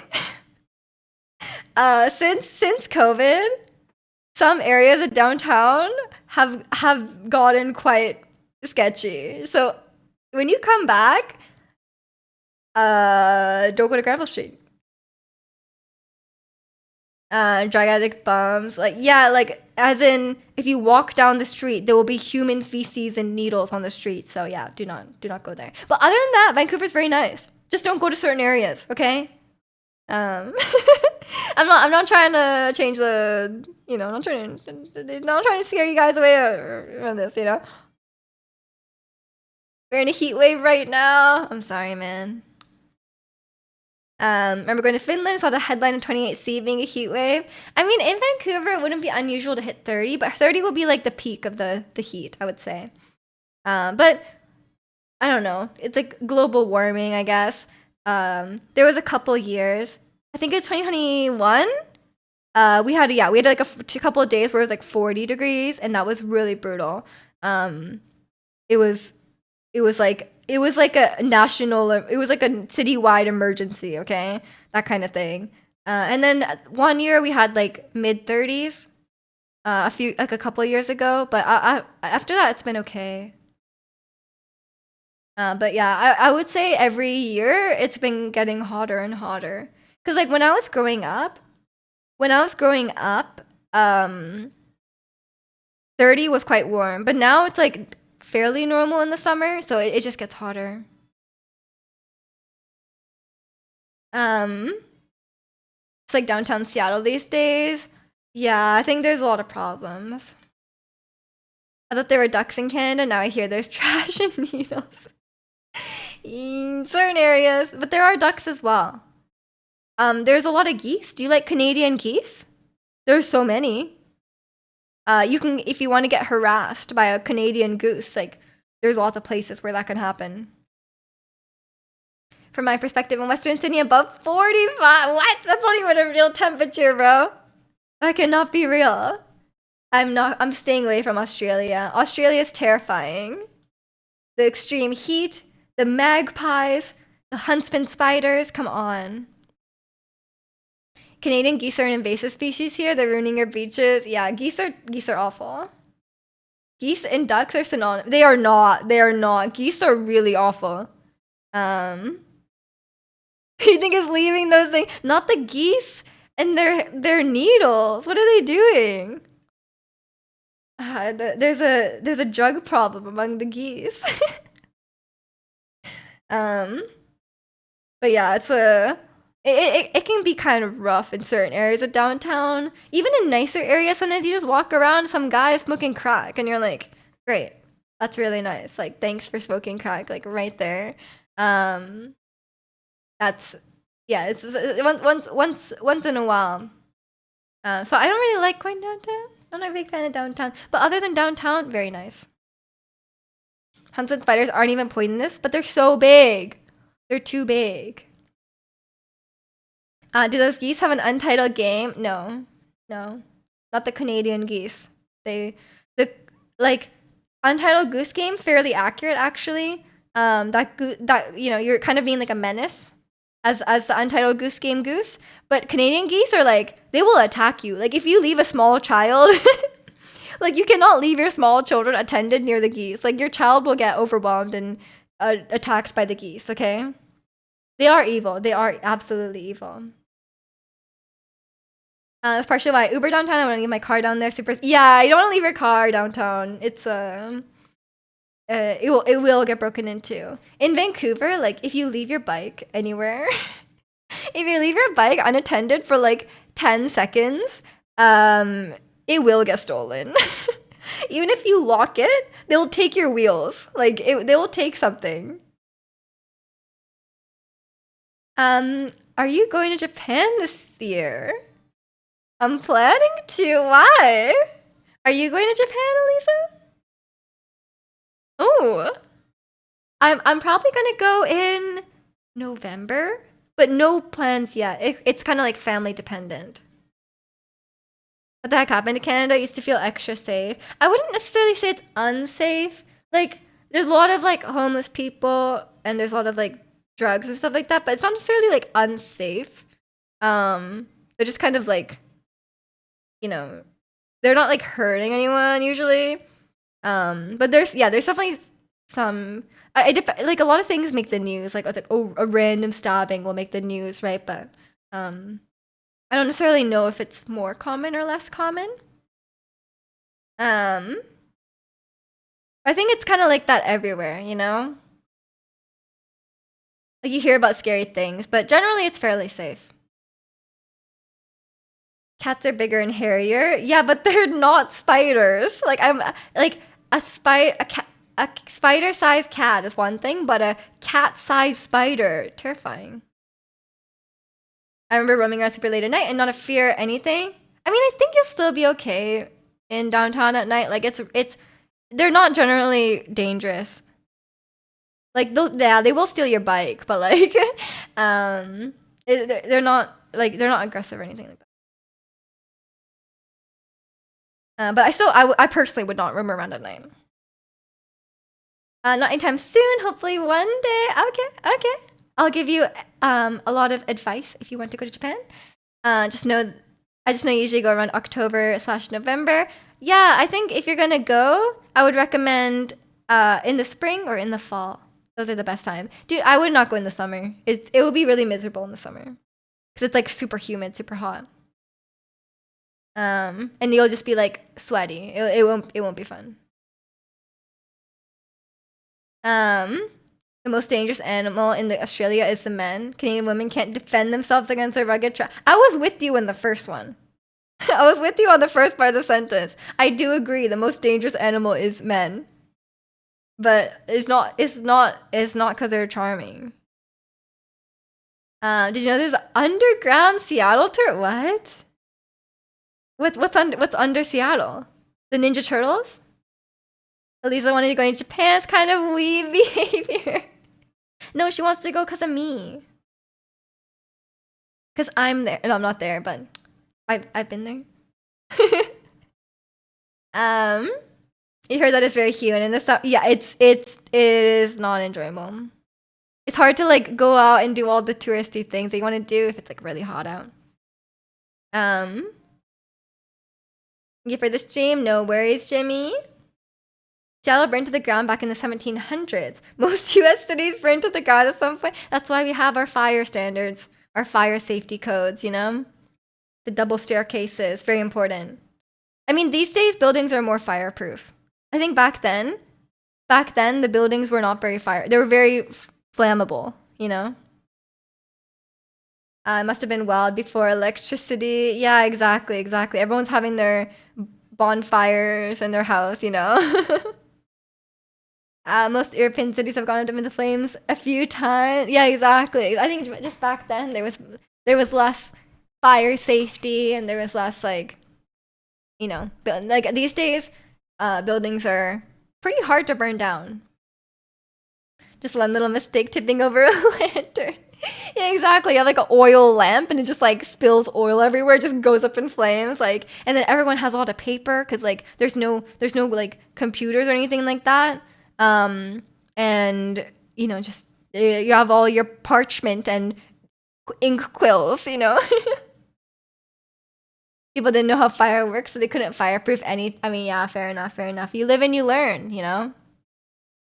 Charming, erudite, suave, cultured, chivalrous. It's not the image of Australian men. I mean, people like Hugh Jackman and Chris Hemsworth. I don't know. I don't have a general opinion of Australian men. I do like Australian accents. I think they have a good accent. But I don't think that strongly about any large group of people. I don't know. You burn dinner and your whole city. All I wanted is a taco. Now I'm the most hated person in the city. Oh no. And then back then you'd probably get like hanged to death, you know, like I'm sure that's what they do for all the crimes. And then you can be remembered as the guy who got hanged for burning a tortilla. They'll study you in school. I mean, honestly, that's not the worst way. The worst way to go out. Angel the type to flip tortilla with tongs and not hand. Isn't it hot to touch though? How do you guys do this? Is it just like you develop a resistance to it? You can't even deny that. What about people who use a spatula? What does that say about me? Chris Hemsworth and Hugh Jackman were the rejects, so we sent them overseas so they had half a chance of success. I see. I don't know. I don't think I have a generalized opinion of Australian men. I'm sure there's good people and bad people, you know? But a lot of my favorite YouTubers are Australian. I love my boy Floydson. And Carl Jobs was cool, but then he turned out to be weird. He was not suave or charming. He was a weird pickup artist guy. Mexican granny's hands are fireproof. Actually, my aunt's hands are fireproof. Like I'll be like there'll be like a bowl of like boiling water, and I'm like I can't touch the. It's like the bowl was not like properly insulated, so it's like burning hot, and she just picks it up. I'm like, what are you doing? Seen a Korean chef pull a potato out of a microwave and peel. Yeah, she can do that. She like microwaves like a big thing of rice or whatever. But yeah, it's just like, and then she just like picks up the rice in the saran wrap, and it's like really hot. I'm like, how are you touching that? Does she make karaage with her hands? No, no. She uses chopsticks like a cultured person. All bad in a good way. No, I don't think Carl Jobs is bad in a good way. But my female friends are asking you to just keep in mind the spiders.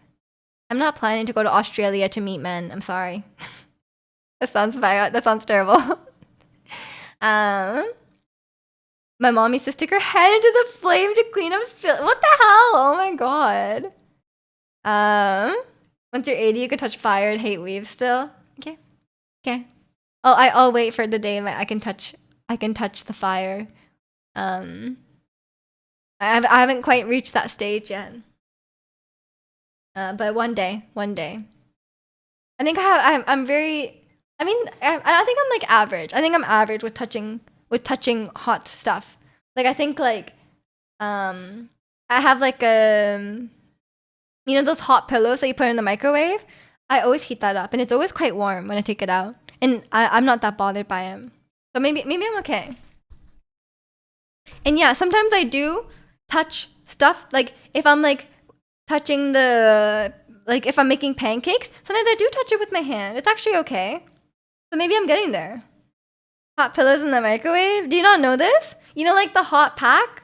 Like if you have like a sore muscle or like your stomach hurts, you know the heated pad thing? You know what I mean? Like Western pancakes or Asian style? All types of pancakes. Angel, do you not know this? You know the beanbag thingies that you heat up? Wait, does no one know this? Is it just women? My female friends are happy to hear you'll be keeping away. Okay, dude. Um, that's impressive. Thank you. Thank you.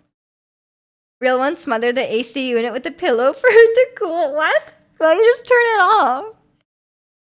I don't have an AC unit, Angel. I live in Canada. There's no AC unit here. I just have heaters. I just have normal heaters. But yeah, maybe no one else uses these hot pillows. I'm a big hot pillow enjoyer. I guess it's pretty common for women to use them because like a lot of women use them for like period cramps and stuff like that. So maybe that's why. But like it really like if your back hurts, like it's really nice. Like you got some back pain, you have some sore muscles, stuff like that. It is like just having a hot pillow or whatever is really nice. And for stomach pain, if you have an upset stomach, putting the pillow on, really nice. You prefer being cold over too hot? I mean, it depends. I mean, I wouldn't use it when it's like really hot out, you know? But like if you're in pain, sometimes the heat helps. You guys got to get on this. You guys got to get on this. These are the trade secrets. You prefer being at the perfect temperature?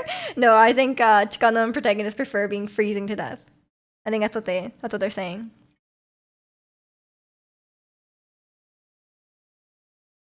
Like I'd die if I lived anywhere south in the Pacific North. Yeah, I don't think I could survive living in the South. Like hearing about Arizona or Texas, I'm like, no. I would not enjoy living in the south of the USA. Like that doesn't sound nice. But secondly, it sounds way too hot, you know? Like like I could not deal with that. By the way, how are the singing lessons? They're going good. They're going good. We're making lots of good progress. We were learning the flower duet, but we have mostly finished that. And now we're gonna sing a different Figaro, something like that. Figaro something.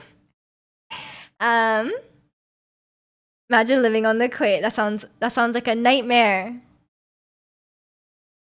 Vocal training, because your lord. you have a you have a soft Pokemon. Pokemon. You know that Pokemon. Mic-shaped Pokemon. It's gonna happen. It's gonna happen. It's gonna show up in Legends that you need vocal train, like a speech therapy, like that kind of thing. I don't think there's anything wrong with having a soft-spoken voice, but it can be kind of hard to. It can be hard to hear. It can be hard to hear people that have like I'm not that good at hearing, so whenever someone like speaks really quietly, I'm like, "What are you saying?" Like I cannot hear you, especially with the loud room.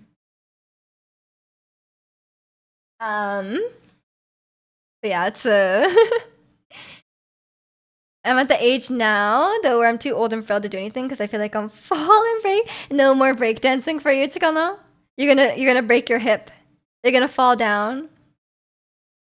That's my typo for the. That's a great typo. I love that. You mean like singing vocal lessons? Like I don't think singing vocal lessons would help with the soft spoken voice. That's just how you sound, right? I don't think there's anything wrong with that. You would live in Singapore in the dry season, 32°C, but not humid. That's way too hot. Australians, come on. How is 32°C perfect? That's brutally warm. That's like the fiery pits of hell. Like that's too much. Maybe I'm gonna change my mind once I have AC though. Like maybe I'll start feeling temperature differently. But even if I went outside, it was 32. I don't know. Whenever I talk, a lot of people have a hard time hearing me.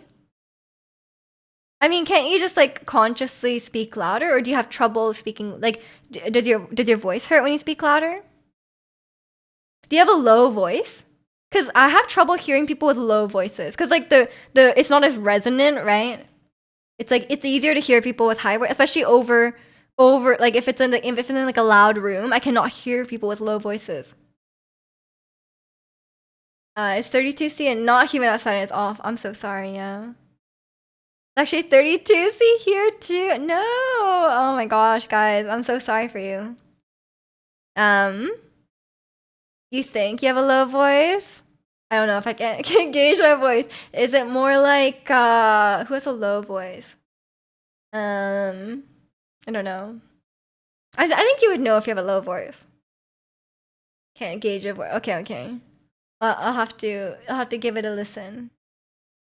Yeah, I have trouble hearing people with lower pitch voices in loud environments. So yeah, I most likely do. That's probably part of it too. And like you can't really do anything about that. Maybe just try and enunciate. Just enunciate really clearly and try and speak up, you know? But I think it's just hard to hear lower frequencies in loud environments. Like if you're in like a crowded restaurant and like a lot of people are talking, if there's like music playing, I think it's easier to hear higher voices. Or maybe it's just me. Maybe my lower range of listening is like really messed up. I don't know. Maybe it's just me. I don't know. Yeah, it's I tend to speak quite loud, so I don't have that problem.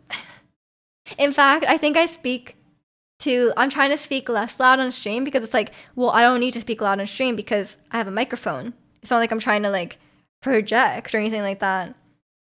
So and I think it's easier on the voice if you just speak a bit quieter.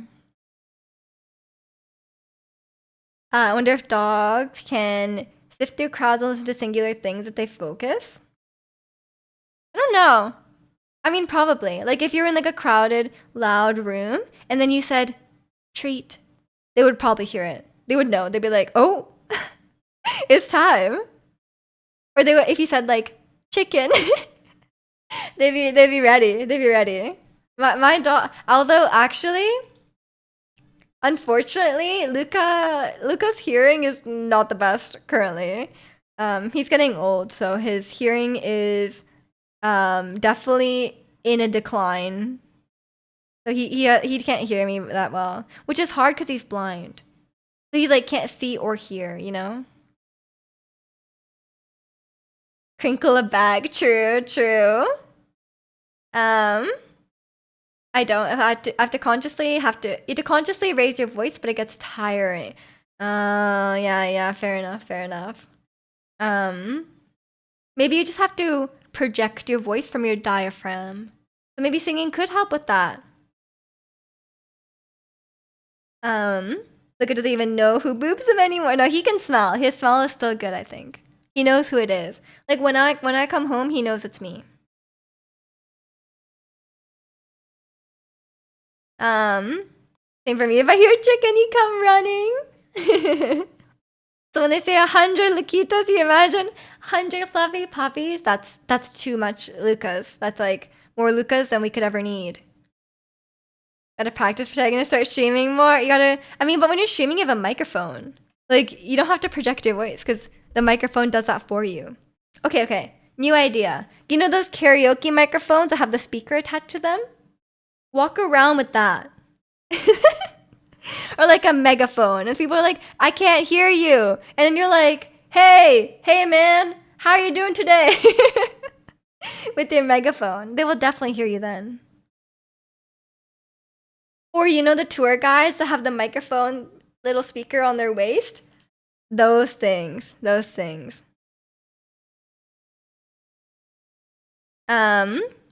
No mic it like a chill guy. How would you hear me with no mic, Angel? Have you considered the logistics of this? Put the mic 3 meters away to tree. Oh god, that sounds terrible. You need to add filters because your voice doesn't really reach the decibels for people to hear me. Oh no, that's normal. Most microphones you need gain on them. That's fine. Unless you have a condenser mic and you need to increase the gain, then I don't know. I think generally you want to start the like if I didn't have the gain turned up on my mic, you wouldn't hear me either. Mics are generally really quiet. You have a condenser mic. Oh, okay. You are very quiet. You're a very quiet boy. Okay, fair enough. Maybe I don't know. Yeah, I don't know the right way to do that. Like maybe like a you need to project your voice more. Like maybe um you need to practice speaking from your diaphragm, you know? Like contract your abs when you're speaking. If that helps. Or maybe you need more air. You're chronic mum. That's the worst. I'm not good. I'm not that good at hearing. I'm not that good at hearing, so when people mumble, I do not know what they're saying. Do not mumble and stream. Enunciate. Enunciate. That's why I was kind of considering getting a dynamic mic. Dynamic mics are kind of just better for stream, in my opinion, because like condenser mics they pick up a lot of background audio, and while dynamic mics, like I don't know if you can hear like, oh yeah, but you probably can hear that actually. But you know what I mean, like it's the directional audio, it picks up less background noise. Do I consider myself a fast talker? I think I am. I mean, what do you guys think? You guys hear me talk like so much. I think I'm generally a fast talker. I've been told by non native English speakers that I do speak kind of fast. You'll shout Chicana the whole time anyway. Fair enough. Or me. I'm ready. I'm prepared. I'm prepared to get yelled at a bit. You watch YouTube videos of 1.5 times speed. I feel like that ruined your speech because I started speaking in fast forward. Oh no, Angel. That is Zoomer behavior. IU is so lovely, so sweet. You can't concentrate. We love IU. She's a queen. You enunciate so well, so it's hard to say if you're fat. Thank you, Angel. I think I speak quite clearly, and I think I'm, I was about to say I'm eloquent, and then I stumbled on my words, so I can't say that anymore. It's because of my my theater kid background. You know, like now when I sing, I'm not like I enunciate very clearly when I sing. You talk fast, but we can still understand you, which is good. I mean, you guys are native English speakers, so. You listen to podcasts at 1.75. Bro, that's so fast. That is so fast. I cannot. Some people, I do agree though, some people speak really slow. And I do have to speed it up a bit. But I usually do like 1.25. What am I getting shouted out for? Just in general, yeah, just in general. I used to, but then I realized I retained very little of the info. That's the point. Okay. Okay, that's cool. You're not a native English speaker, you don't understand a word Miju says, bro. You have way better English than Chicano, so I don't think you can even pull that. You can even pull the ESL card. They're gonna hear Miju's fast English and like, dude, was Japanese for team, right? For sure, for sure. Yeah, it's yeah, I think I do speak. I speak even faster if I'm like nervous. Like if I have to give like a presentation or something and I'm like nervous for it, I speak so fast. And then my manager kept telling me that. Like manager was like, "Hey, bro, you're speaking way too fast." And I'm like, "I'm trying. I don't know." Like you feel rushed, probably.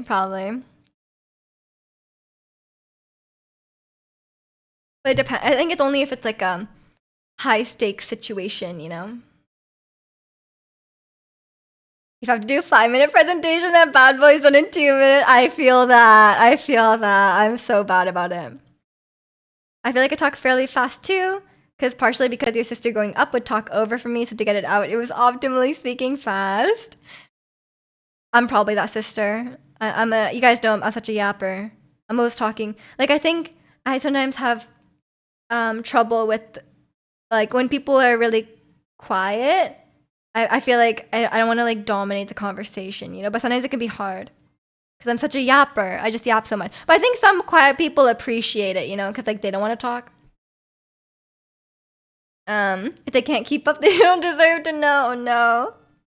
Big sisters suck. I feel for your bro. My brother's pretty quiet though as a person, so I think it's kind of fine. But yeah, I think being a yapper helps with like learning languages. I think my Japanese is much better than my brother's because I yap so much. You know, I'm always trying to yap in Japanese, and I like even if I can't do it, like even if I'm like I want to say something but I don't know how to say it, I try anyway. And I think that's a really big part of like improving your language skills, right? Like not being shy about making mistakes. Although my family in Japan are like constantly playing like this like charades with me. Like it's like I'm always like trying to say something and they're like trying to guess the word like every time. Like at least 10 times a day. They're like guessing trying to guess a word that I'm saying. It's very entertaining. But sometimes very frustrating for me. Um Probably because he spoke for him. Yeah. Yeah, probably.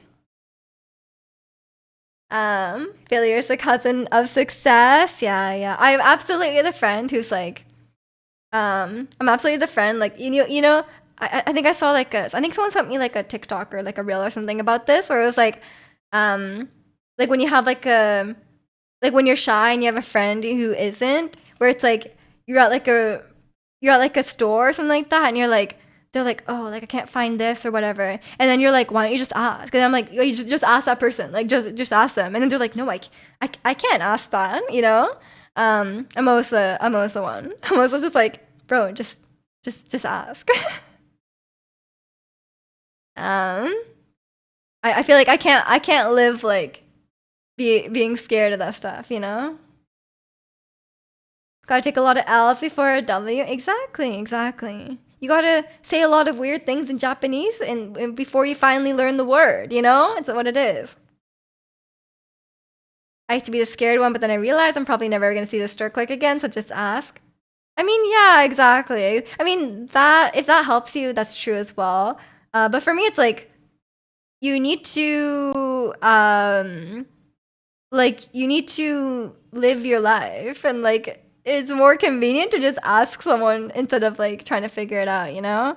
There might just be like, oh, like it's sold out or what, you know, or whatever it might be. It's just easier and faster and just your life will just be way easier if you're not scared of asking stuff like that. The times I want to ask someone at the stores when there's no work. True. Sometimes there's like no one in the entire store, and you're like, where are they? You know? And at that point, you just don't do anything. You just go home. Gotta get French wrong first too. Maybe, maybe. Yeah, I don't really know what you do if like do you like stand at the counter and you're like, hello, anyone there? You know, maybe something like that. Yeah, I'm always the one not scared of confrontation or anything like that. There's a good and bad. You know, there's probably some like I'm introverted, but there's probably some shy people who really hate me. You know, they're like, oh, I don't want to deal with this. But like, um, it probably depends on the person. Media just gets up in everyone's face. I don't think it's true either. I don't like talking to strangers generally. I try to avoid it when possible. I am from Vancouver after all, you know? But if it's like something needs to be done, then, you know, I will get it done. Yeah, it kind of just depends. Definitely the type to order food for her spouse. No, I'm the type of person. Okay, I'm actually the worst when it comes to this. I'm very sorry. I'm the person it's like, "Oh, no, you choose." And then they choose and I'm like, "Oh, not that though." And then they choose again. I'm like, "Oh, not that either." And then they're like, I have this conversation all the time. And then they're like, can you just choose if you're gonna say no to these things? And I'm like, no, you choose. um, like that Mary Jane meme where she speaks for Spider-Man. I don't think I speak for others. I don't think I speak for others. You're sure? I'm sorry. I can't help it. I was born this way. You know, I acknowledge my faults, but I won't change. Draconian is confirmed. I didn't do this to Draconian, okay? Don't worry. Yeah, I think I try not to speak for others, but I think it kind of depends. Like it, I can definitely. I'm just a yapper at heart. That's another thing too, cause like, the Korean and I was like, oh, like like when we play Baldur's Gate together later, I was like, I'll just raid into your stream, cause like one, I've already streamed for like 4 hours, so like fair enough, right? But then I think like also if we were in the voice chat the whole time, it would become my stream.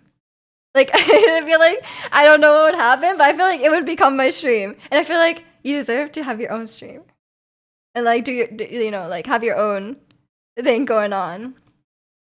Um, it's over now. You can relax. Okay, but like I did ask him where to eat because like he has um food restrictions. He has dietary restrictions. I think it's valid to ask. Um, that's true. Vancouverese are weird. We're called Vancouverites. Sorry, we're called Vancouverites. But yeah, so I'm always very concerned about if people have like allergies or like dietary restrictions. Like usually people are like too chill about it. I'm like, we got to make sure we find a good place, you know? Because like I don't want people to just eat like bread or rice or something, you know? Like it's really I always get very concerned.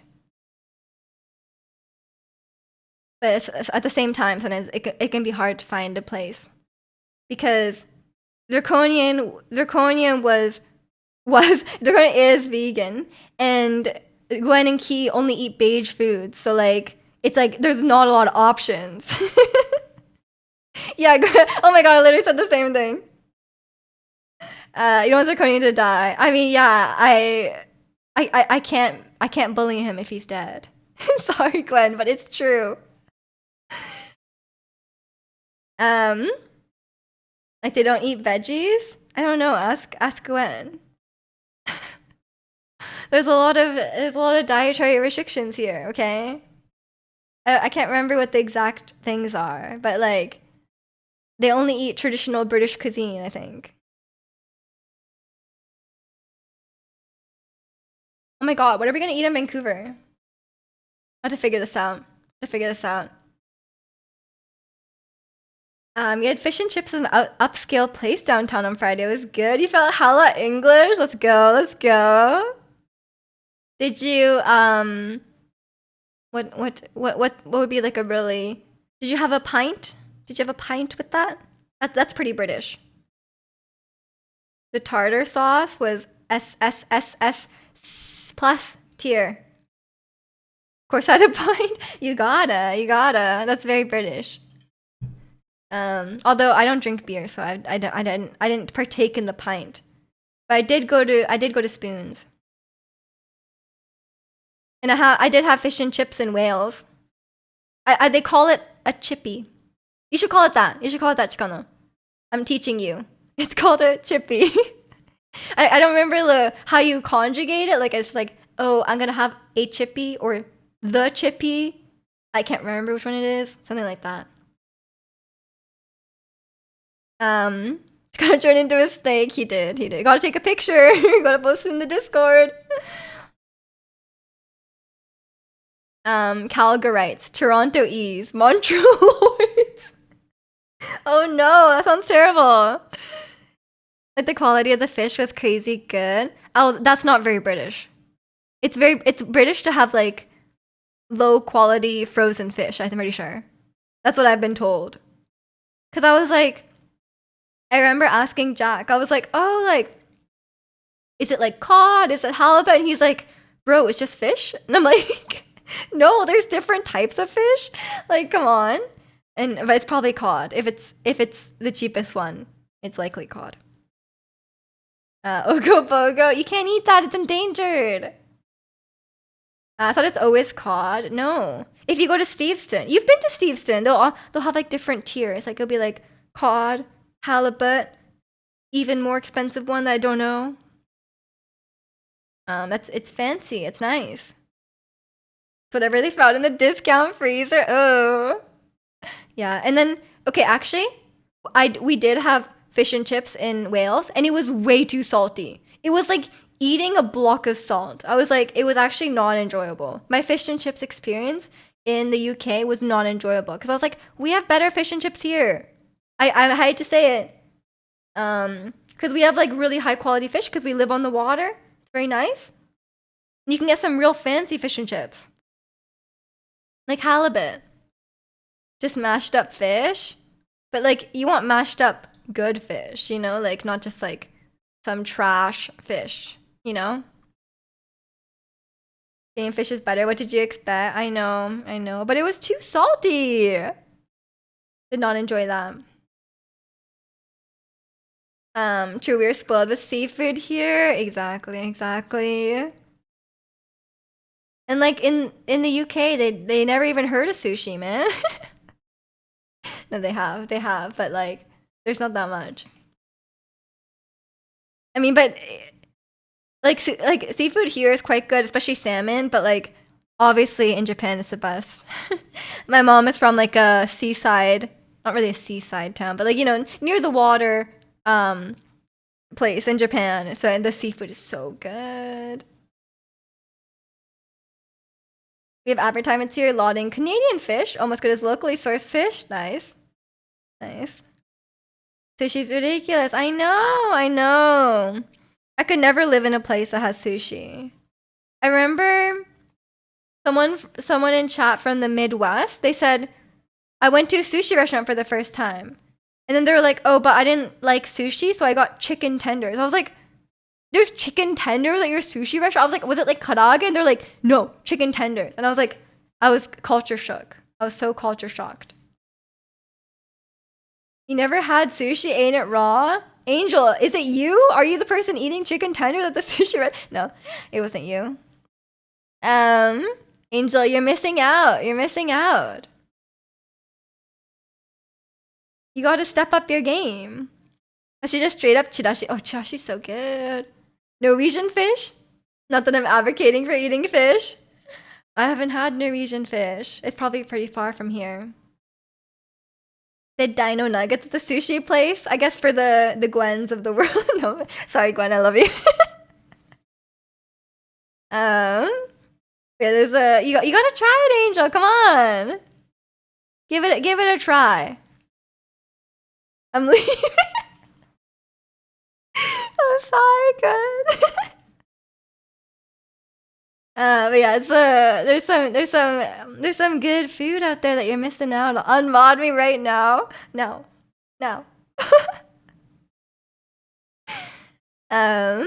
Although you can technically unmod yourself.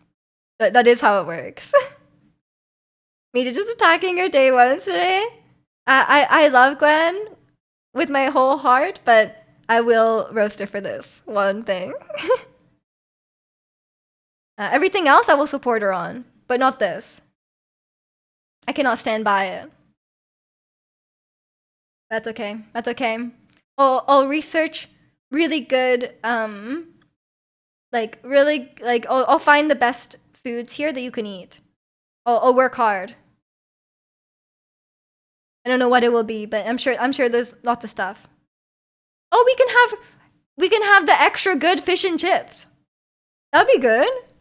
The fancy fish and chips. And you can say that you can confirm to Jack that it's better than the UK because he does not believe it. And he doesn't even like fish and chips that much. You don't like What? Okay. Just chips? I don't know. Wait, I don't know the list of food. I know for sure she can eat burgers and pasta. So just find some good burgers and pasta. Pizza probably too, right? Pizza. I'm gonna become a weeb level 3 as retaliation. No. What about a fish burger? But you know, if she can't eat fish and chips, like it's probably not a fish burger either. One of the things I like about K-drama is the role of great authentic food in the plot. Oh, yeah, you get really hungry every time you eat it. Every time you not eat a K-drama. Every time I watch a K-drama. Also, I'm really hungry right now. I really want lunch. I got some. Speaking of pizza, I got some pizza in the fridge. I want to eat that. Now that we're talking about food, I'm hungry. Also calorie counting. Oh yeah, maybe no burgers and chips. What are you eating these days then? Like salad? When pissing off her side chick is what I live for. No, no. Maybe yeah, maybe some good salad. Don't know. You could just do the nautiloid without me if I want to eat. I was gonna like let you set up your character and stuff like that while I heat up my food because I do gotta eat at some point.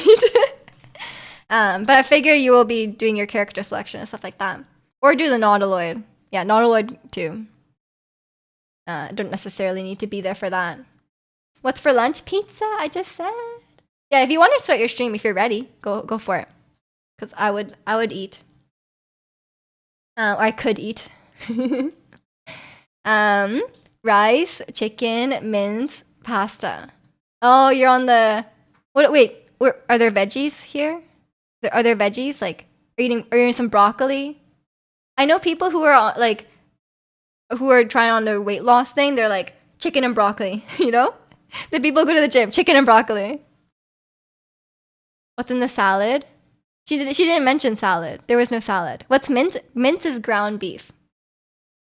That's what British people call brown beef. What's rice? Get out of here, Angel. You cannot ask what's rice to an Asian person. Although I know you know what rice is, because I know there's lots of rice in Mexican food. What's chicken? It's like a goose. It's like a goose, but smaller. Where's the bacon? Oh yeah, true. Gwen likes bacon ketchup sandwiches. I forgot about that. Oh man, we've been roasting Gwen about her food choices since day one, huh? Not the bacon ketchup. I forgot about that. Oh my gosh.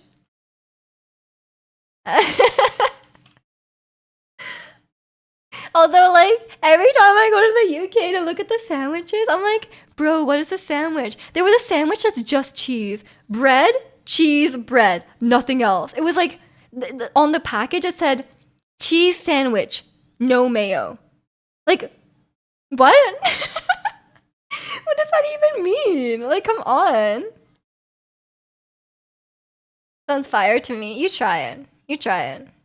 Not even no, it's just cold bread, cheese bread. Like a single slice of cheese. I was like, bro, do they eat like this? Like, and then there's sandwiches that are just ham.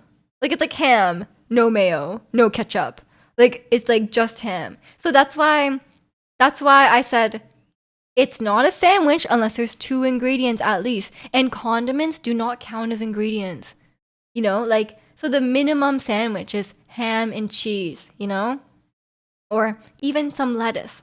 Ideally, you would have some veggies in there as well, you know? The ultimate white guy meal, the beigest food you could possibly have, the cheese sandwich. What else can you ask for? I don't know, some color, some flavor. Put hot sauce on everything. I need it or you'll die. Even on your cheese sandwich. You become something of a hot sauce guy too? Damn. Okay. Okay. But yeah, every time I go to the UK, I'm shocked at their food choices. I'm like, I go to the store and I'm like, what is this? Who buys this? Do people eat this? It's like, it's crazy. It's crazy. The meal ain't making me snot and sweat. It's not spicy enough. Oh no. No, I'm the same way though. I don't get sweaty, but my nose gets really runny if I have spicy food. I have avocado toast. You need to put some sriracha on it. What? On avocado toast? I don't know about that. I've been recently someone gave me like this curried apple jam. And it's like weirdly good with avocado toast. It's so good. Avocado is the best fruit of all. What about bananas? I thought you were team banana. Recently, I've been enjoying you cut up some bananas and you mix it with coconut milk. And something sweet as well. And it's really good. I would highly recommend this nice summer snack if you like bananas. What did they do with the ball inside the Angel? Not the ball inside the avocado. Not again. I was like so confused about those photos. I did not know what was going on. Like I was like, what is this leading to? I don't get it. And then I was thoroughly disappointed at the end. Avocado, banana, and cantaloupe are your favorite. Okay, okay. Hey, you gotta try my banana coconut milk snack. It's so good. Technically, you can do like coconut milk and condensed milk. But recently I was just putting maple syrup because I didn't have condensed milk. Straws. Straws are good too. I have so many blueberries. I think I said in Discord. My mom gave me like 5 pounds of blueberries. And then she gave me them on Tuesday. She gave me them last Tuesday and then this Tuesday as well. But even though I still had some left over from the previous Tuesday. And then I went to my mom's house this Saturday. And she was like, did you finish all the blueberries? I'm like, no, mom. How could I eat that many blueberries like at once? Like, am I eating like 5 cups of blueberries a day? No. So I declined more blueberries because it was already too much. But blueberries are really good, to be fair.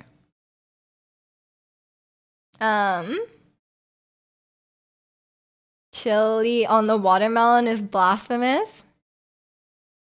Wait, what? I've never. Wait, you guys put like chili on the mango, right? Which is, I guess, makes sense because the mango chili is a real thing. So I guess they do go well together. But I don't put chili on my fruit.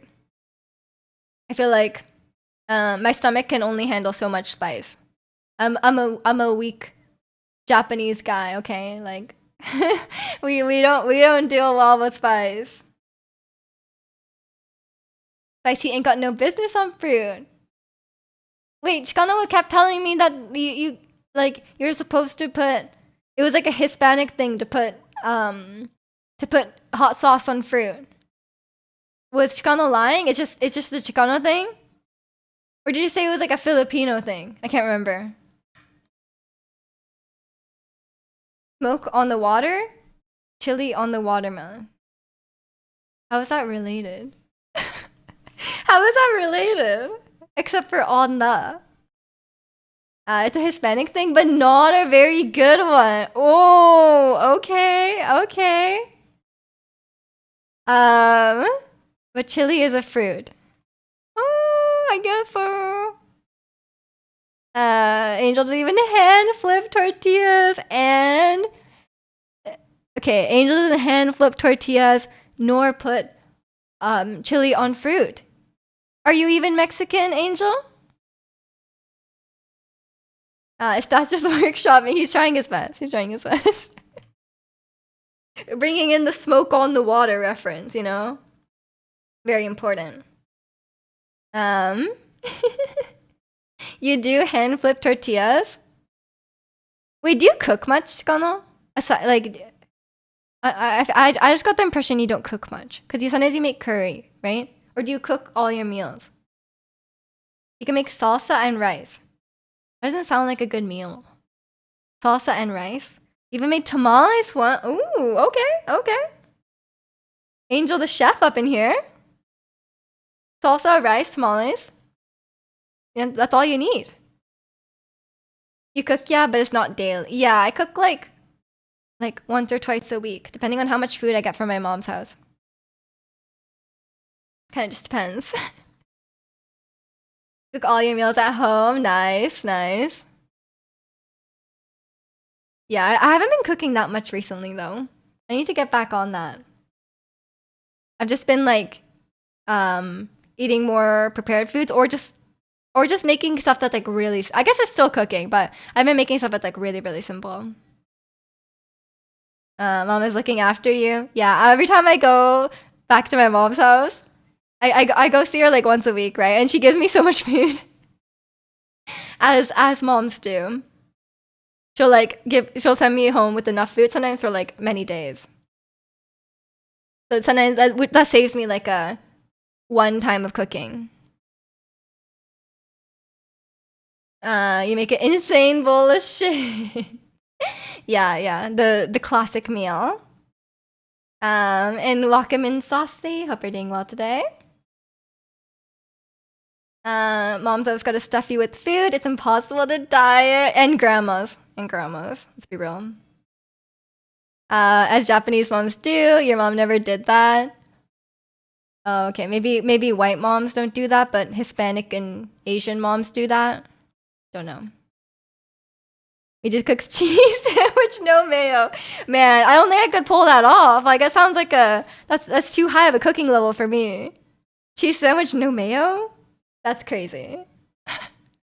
Although I like a good grilled cheese. And the vegan alternative for that from the British people is just sandwich, no cheese, no mayo. It's just bread. I could see them doing that for sure. You made grilled cheese last night and burnt it a bit. Come on, man.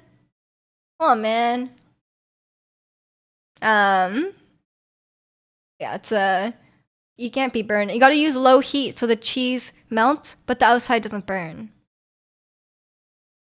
It's rough when the cheese is in a big block and you have to cut off a slice. Takes a while. I just buy like the pre-sliced one. Even though the unsliced one is cheaper, it could be kind of annoying. My mom will offer me every piece of food on her plate. She's just worried about you, man. Right now, I have gas. I'm not used to regulating heat. Yeah, I'm not a gas stove enjoyer. I know technically if you're good at cooking, gas stove is like superior, but like gas stove gets so hot, man. Like I'm like, and then when you drop something in it, when you drop something in the gas stove, it's like it's hard to clean. Like it's like, oh no, it's dangerous. There's an open flame there. It's kind of scary. And then when you first turn it on, it goes like, vroom. It's scary. Gotta get into the induction game. I don't think it's that common. I turn it down where it's like off and it's still I know it's so hot, right? Every time I try to like melt butter or something on it, it's like way too hot. I have to keep like taking it off the heat. What's the other stove called? Well, there's like electric stoves and there's like gas ranges. Oh, sorry, no, induction ones as well. Gas stove so much better. I can't. It's scary for me. But a lot of nice places here have gas stoves because like it's like technically it's more coveted. You know, it's more common. Like it's like if it's a fancy place, they want to put in a gas stove because that's what people like better or whatever. But it's you know, what am I trying to say? It's just like yeah, I'm as someone who's not like that good at cooking. It's not necessary. I'm not like frying things at a high heat or whatever. Electric stove is what I have to use. So inefficient. Yeah, okay. To be fair, yeah, if you're trying to like boil some water on an electric stove, it's rough. It's rough. Gas, induction, ceramic. Yeah, there's lots of different stove types. Wakamin Foigon. Nailed it. That was perfect. But yeah, it definitely has its pros and cons because the gas stove gets hot very quickly, but yeah, it's not necessarily like if you're not good at cooking and you're scared of the fire, it's weird.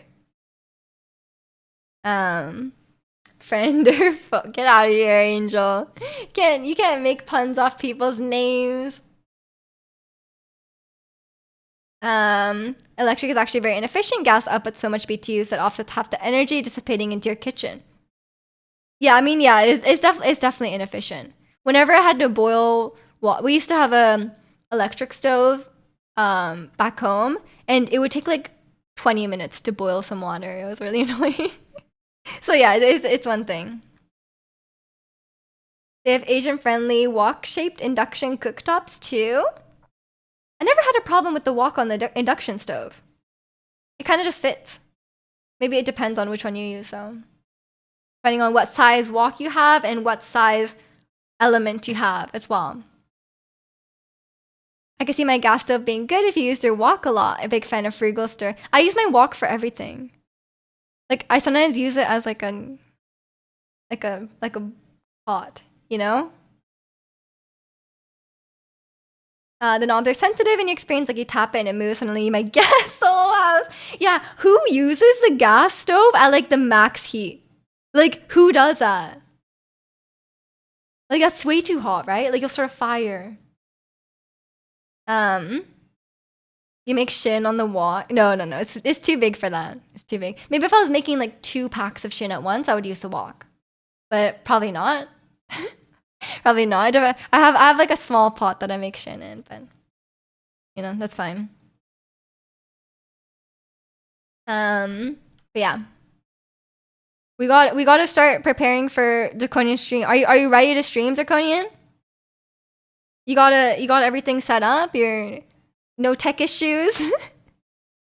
The house is not burning down? You're good to go? You can start.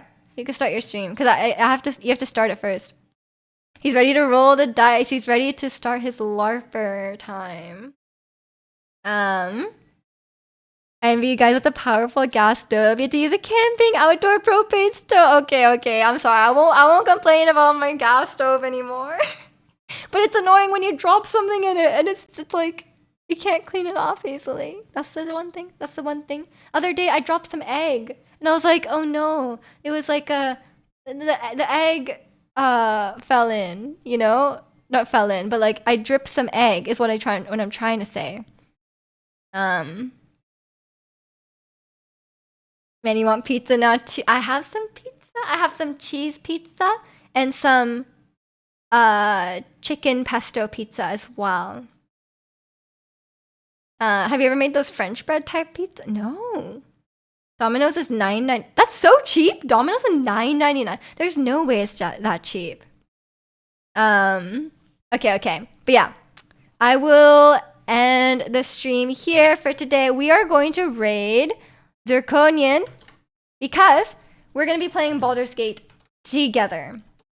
Draconian was just here earlier, but yeah, he's gonna play Baldur's Gate, but I'm gonna control the characters in his party as if I'm the AI. The catch is, I really suck at Baldur's Gate. I'm not good at the game. And Draconian has put a lot of time into it, and he played like honor mode and stuff. He's like good at the game, but he's gonna be basically it's like him playing the game, but like sandbagged by me. Okay, that's the challenge. So I'll be hanging out with you guys as well in the chat, which it'll be a fun time. It'll be a fun time. You get to watch him mauled. But yeah, I will be streaming. I don't know if I'll be streaming this Wednesday, maybe not.